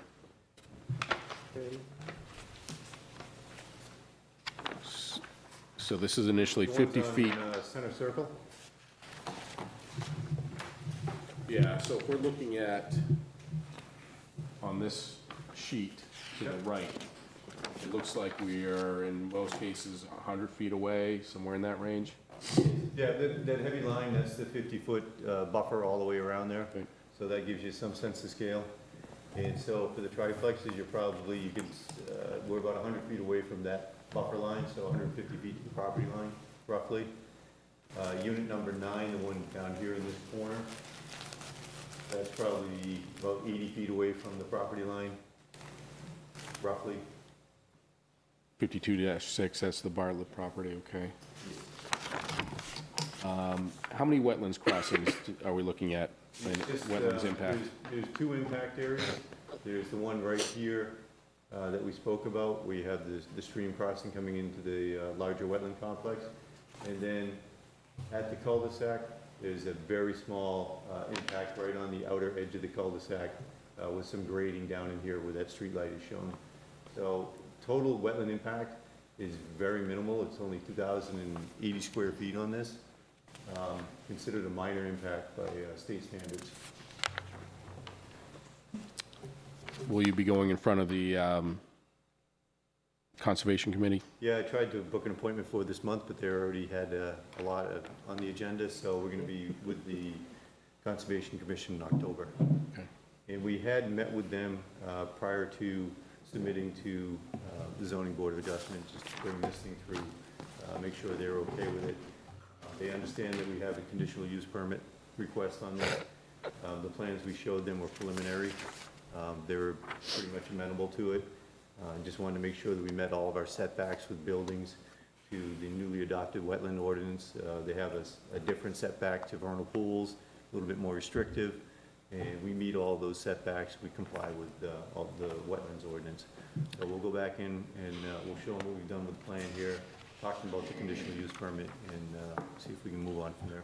Will the, what's the exterior, the roof and the siding, just out of curiosity? Is it, do you use for materials? Will it be vinyl? Will it be wood, siding? Steve, The exterior will be vinyl, the roofs are gonna be a 25-year architectural shingle.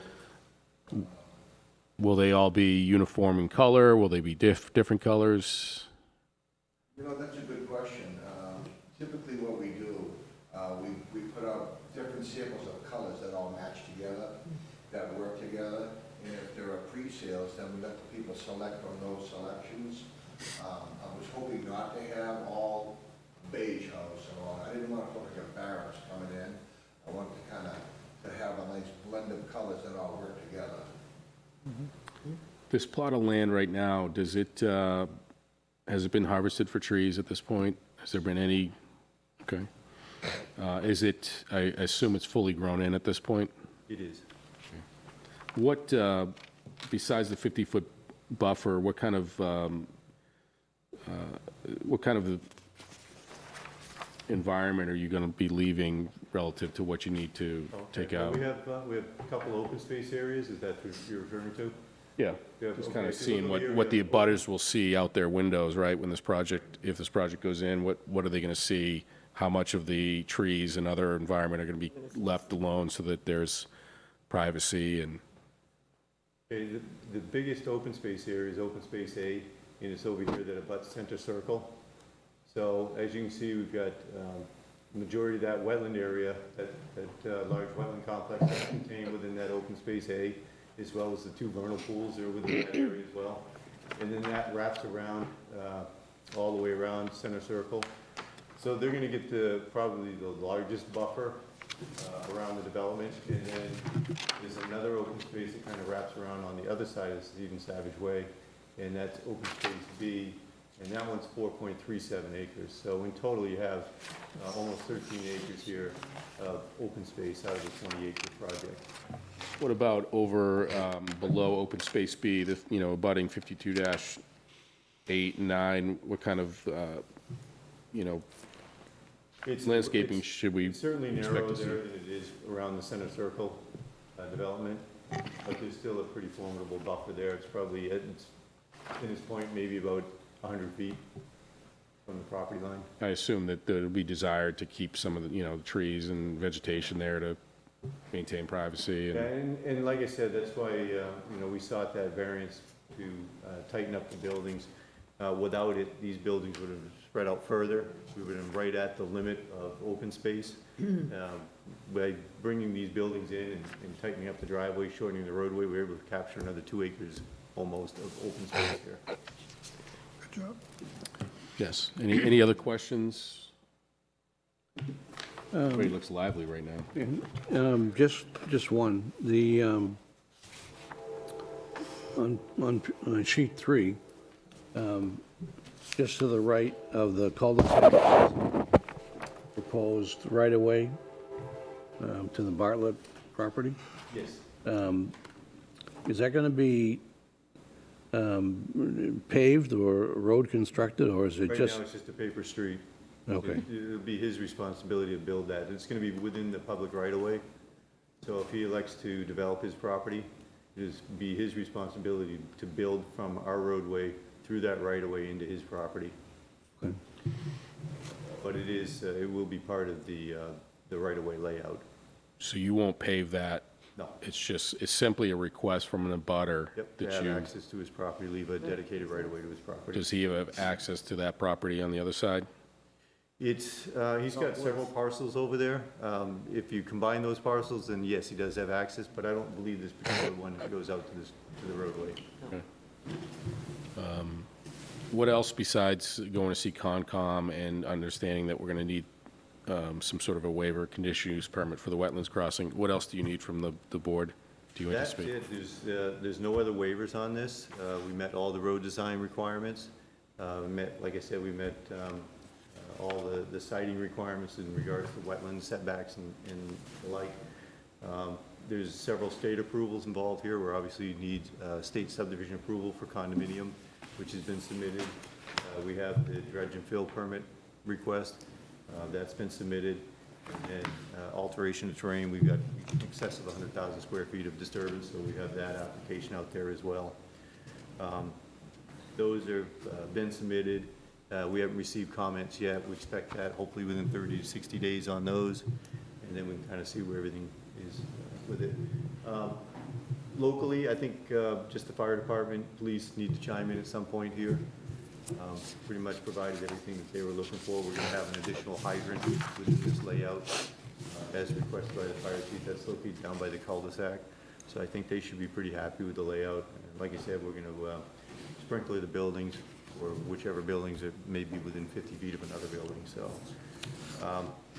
other than the conditional use permit, really nothing else from this board, unless something comes up where we discover we need a waiver. But right now, I think that we're in pretty good shape. Steve Keach has had a chance to take a look at it. I read through his comment letter. Nothing there is going to create any sort of substantial change with this proposal at this point. All the comments Bill and I kind of took a look at, we think we can address them fairly easily and get it back to him for hopefully take care of his review. I did not have a copy of the planning board staff review. I don't know if that's been generated yet or not, but Yeah, that was just recommending application acceptance and nothing further. There's substantial comments within Steve Keach's report. One of them being, really, what would your plans be relative to the water?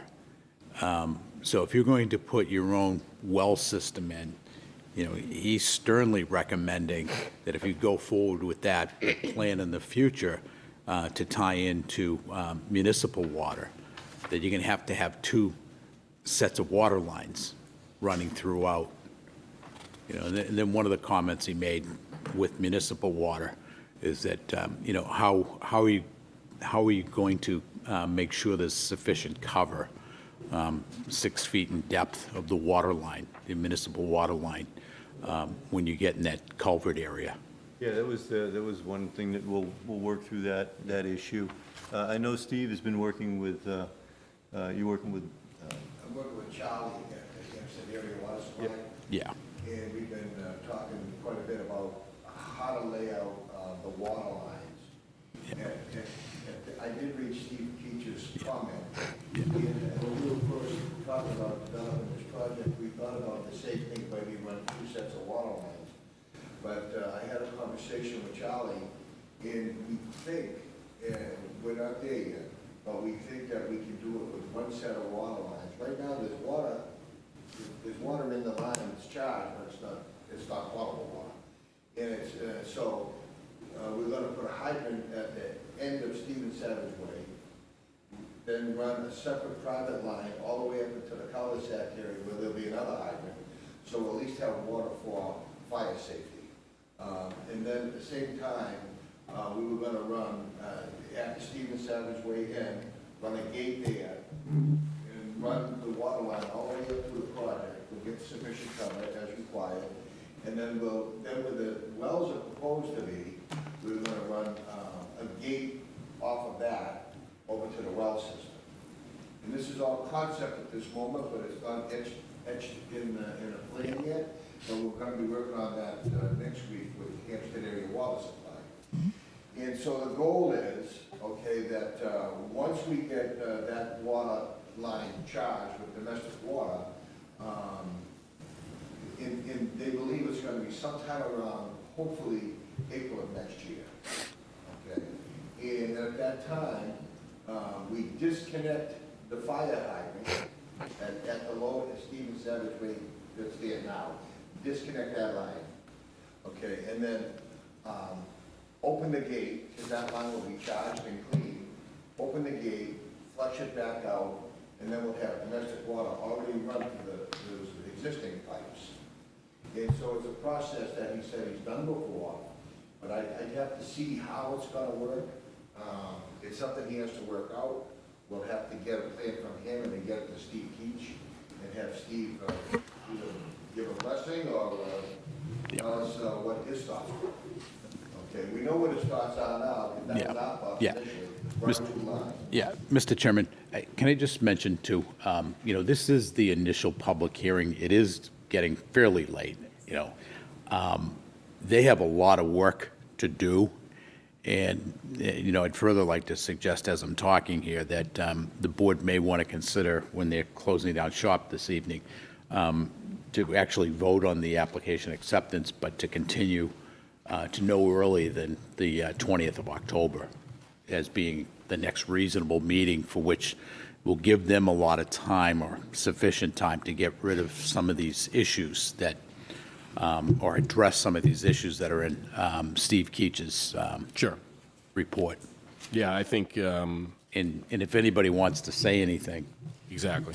Yeah, do we need to vote on the acceptance of the application and then let them speak? Yeah. Or vice versa? Does it Yeah, matter? and formally open up the public hearing. Yeah, okay. The public hearing now, What's that? 10 o'clock, we're gonna open up a public hearing? We can vote to accept the application Right, with the idea that we're going to continue it to the 20th okay. and then allow for public comment, because these abutters have been here, or Yeah, these public have been here, and I'd hate to not let them speak. So, I mean, if we're comfortable that,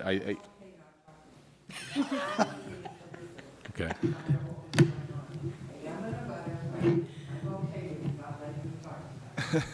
Are there any other abutters that would like to speak this evening? And feel free, we serve the public here, so that's our goal, is to hear everybody and hear everybody's concerns or questions or even comments. So you want to make that motion for you? Yeah, do we want to vote to accept the application, and then I think we can quickly go into continuation, because there are a number of outstanding matters, and I move that the application for a 16-lot, zero-lot line, non-age restricted condominium-style planned residential development, PRD, for the parcel known as Sweet Hill Road rear, tax map 41, lot 83, be accepted as complete. do I have a second? I'll second. Tim seconds, all in favor? Aye. Opposed, abstained, 500. Application is accepted as complete. At this time, I will open the public hearing and allow for the public their opportunity to speak. We do not have anybody that would like to speak. Unless anybody else has additional questions in consideration of the time and everything else that still needs to be done with this plan, I would also recommend that we Till October. continue the hearing. Any other questions before we do so? Okay. Charlie, are you comfortable with an October 20th continuation? Yeah, that's fine, thank you. Okay. Any other comments or questions? Mr. Cashel? Yeah, just make it clear that no one will be receiving any. One of these days, I'll remember this, okay? Charlene usually has my back on that. I will make a note that there will be no additional public notification to abutter notices. This will serve as the official notice that the hearing will continue on October 20th at 6, well, the meeting starts at 6:30. Okay. Thank you for your consideration. Thank you. Thank you.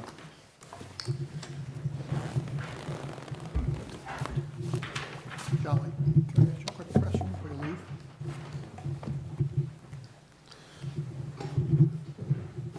All right, does that conclude the public hearing at this time? Yes. That does. Let's do it. Get out of here. I told my wife I was leaving tonight. I'm like, hey, Channel 17, if you want to see me on TV. She went, oh, yeah, I can't wait for that. One of these days. Tell my husband not to. If she wants to fall asleep early, that's the time. I'd like for her to say, you know, hey, we looked at you for a couple seconds. You're a dork, you know. Don't watch.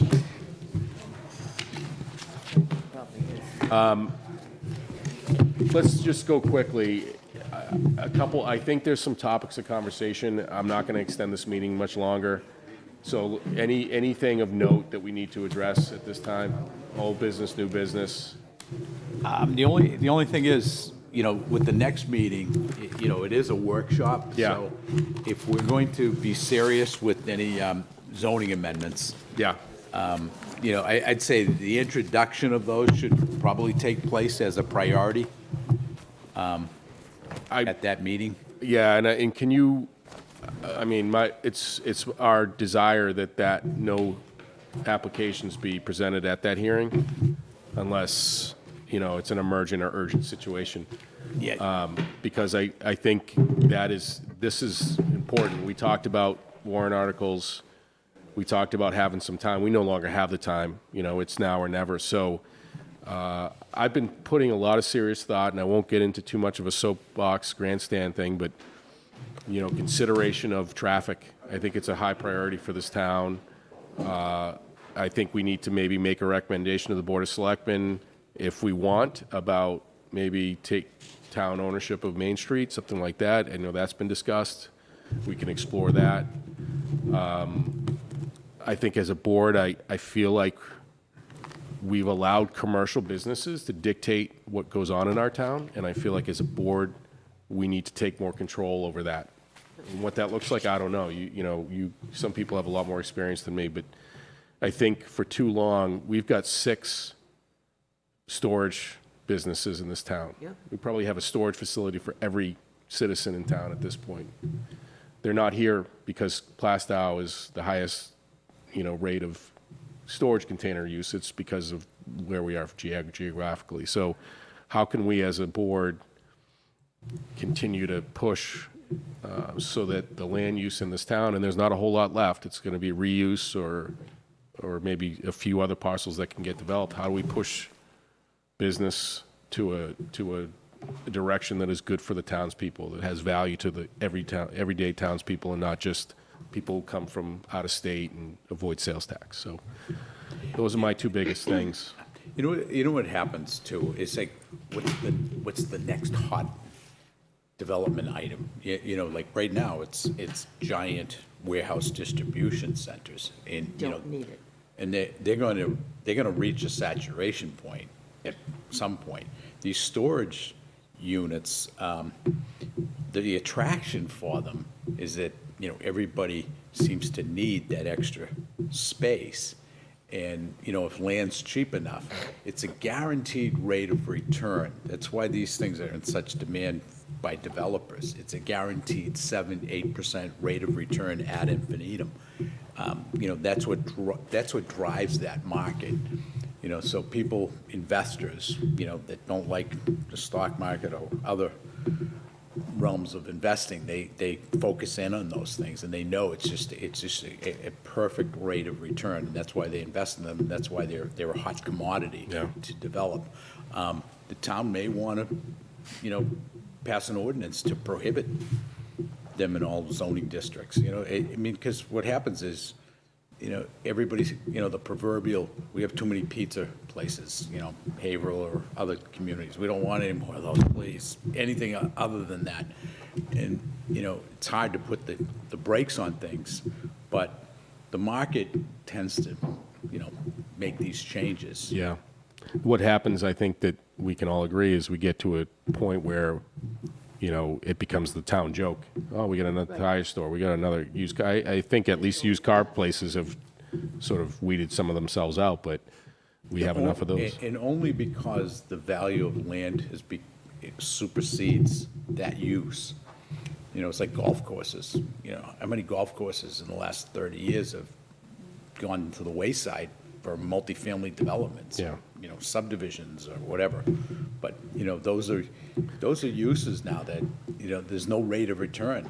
So they vacate them with, you know, new development. So what I would recommend is that if anybody has a warrant article or something they want to explore, let's get it submitted so that it can be on as part of the agenda.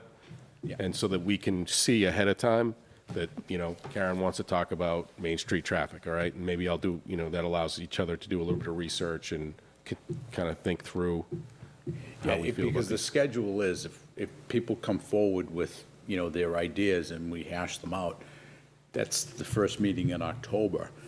That'll lead to the first meeting in November, which may be the only one we have, is being the public hearing date, leaving the December meeting also as a public hearing possibility.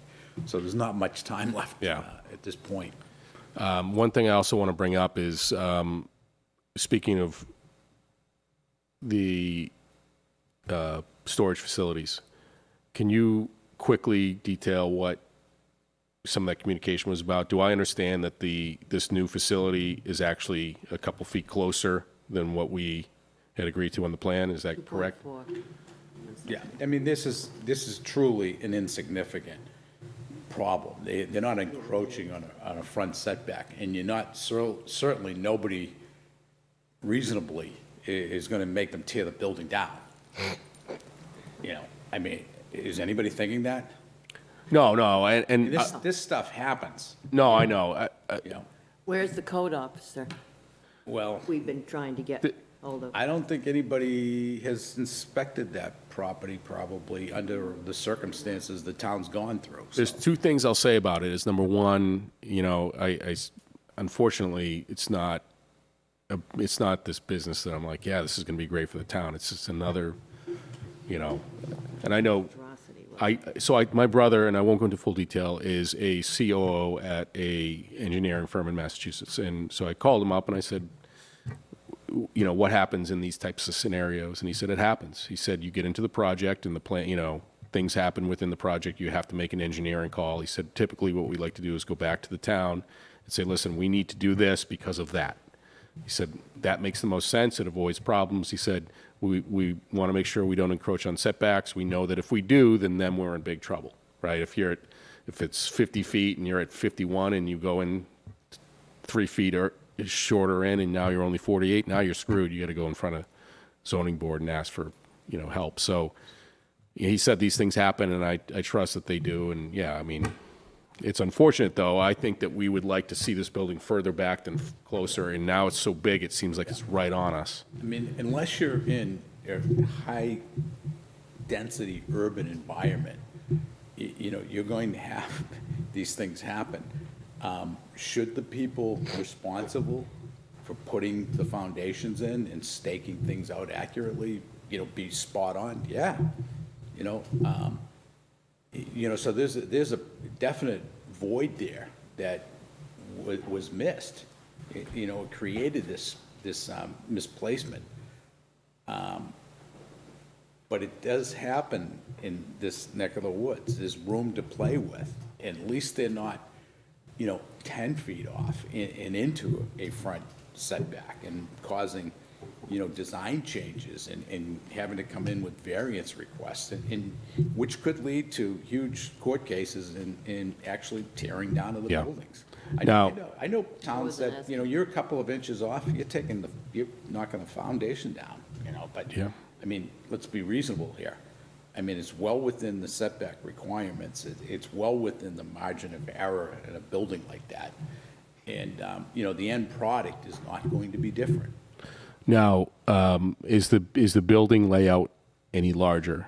No, it's actually, it's smaller, you know, because it's shorter in the north side, and it held the south side setback of 70 feet, and it held the rear too. There was no change there. Yeah.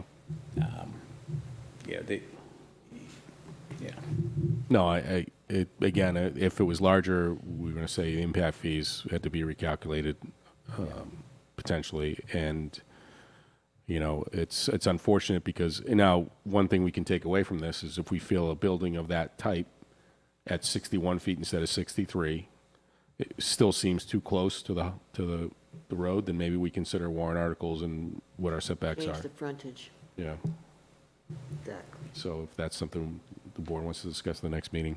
All right, I won't keep us too much longer. Just a quick comment. Have you submitted any request for increases in the planning board budget? I know specifically we wanted to reinvest this year on, was it our RPC? Our RDC, I'm not sure which. Yeah, the RPC. Right, RPC. So that really should have gone in. We're getting very, very close. Like next Monday, we'll be delivering the budget to the Budget Committee and to the Board of Selectmen. So if you have not done that already, you need to do it. Tim, does that fall into the CIP at all, or no?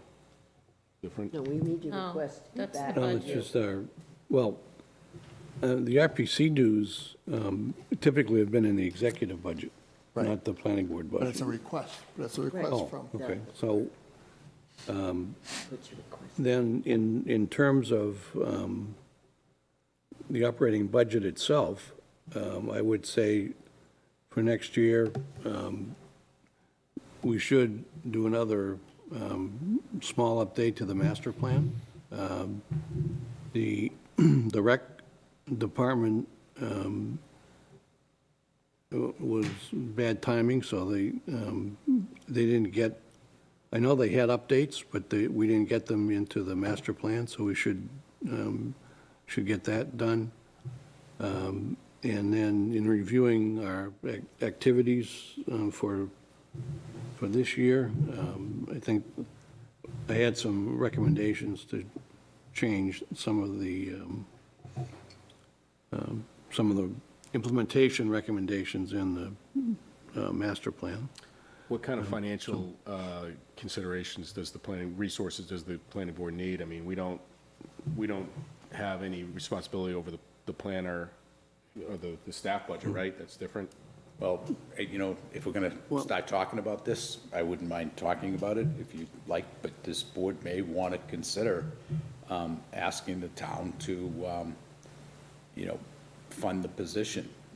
You've been going with 12 hours per week, and I'm not necessarily pushing myself at all, but, this board may want to seriously consider, when's the budget deadline?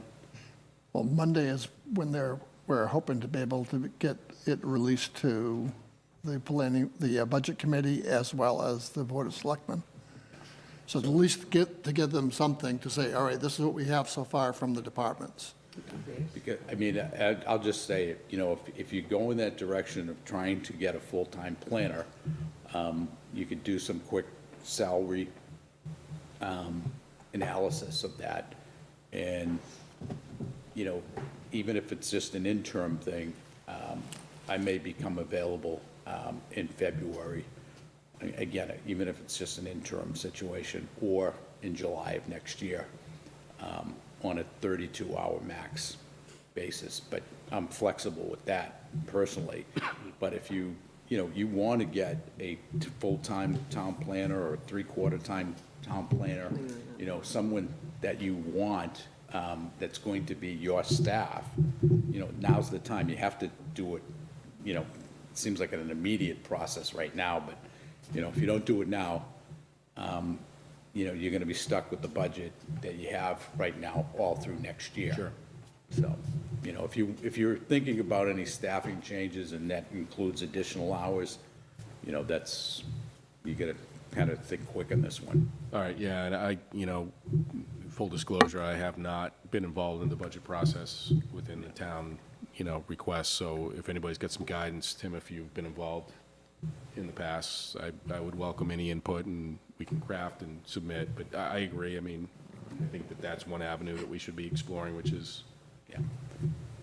I've offered up the town manager, the interim town manager, the potential, if they want to.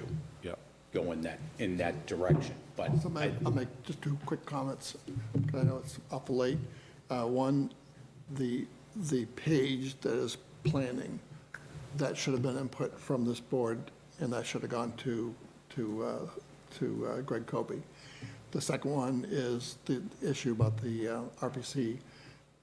We're the ones that are, the planning board is the one that's really requesting this, so that should be in as a request, and it doesn't, you don't need to meet with Greg, you could just submit that as a request to Greg.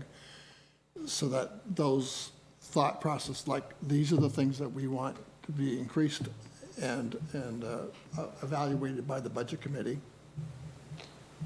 But it's just all the better to do this sooner than later. Yeah. Yes, So- Lori? Well, I don't remember if it's a separate line item in the budget, but if it is, and it wasn't zeroed out, that line will still be there. I don't know why. Well, the line will be there, but it'll be at 0 from last year. We were trying to save money to make up So it was money that it was not funded. completely zeroed out? Zeroed it out for 1 year, Oh, yes. Yeah. okay. So you want that restored, you just need to. The be able to RPC, indicate the it. RPC value, okay. Yeah.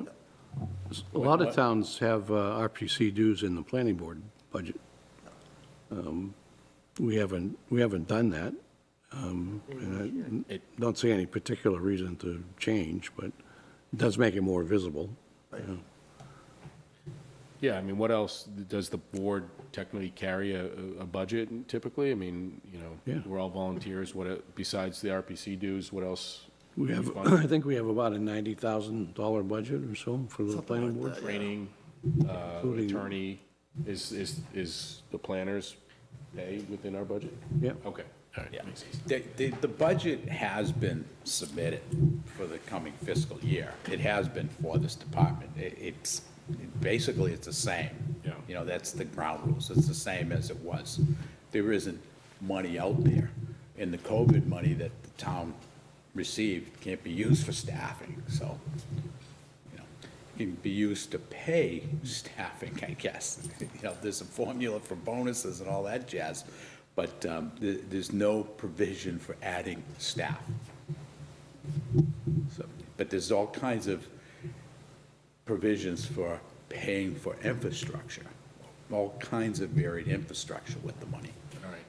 Well, if we need to get something else in by Monday, certainly I welcome any input. It's not a process I've been involved in the past, and I don't have an intimate understanding of the planning board budget, so, You know what, I think. on this weekend, so. I just think because we're really getting busy, and it's probably gonna stay busy, there's a lot to accomplish.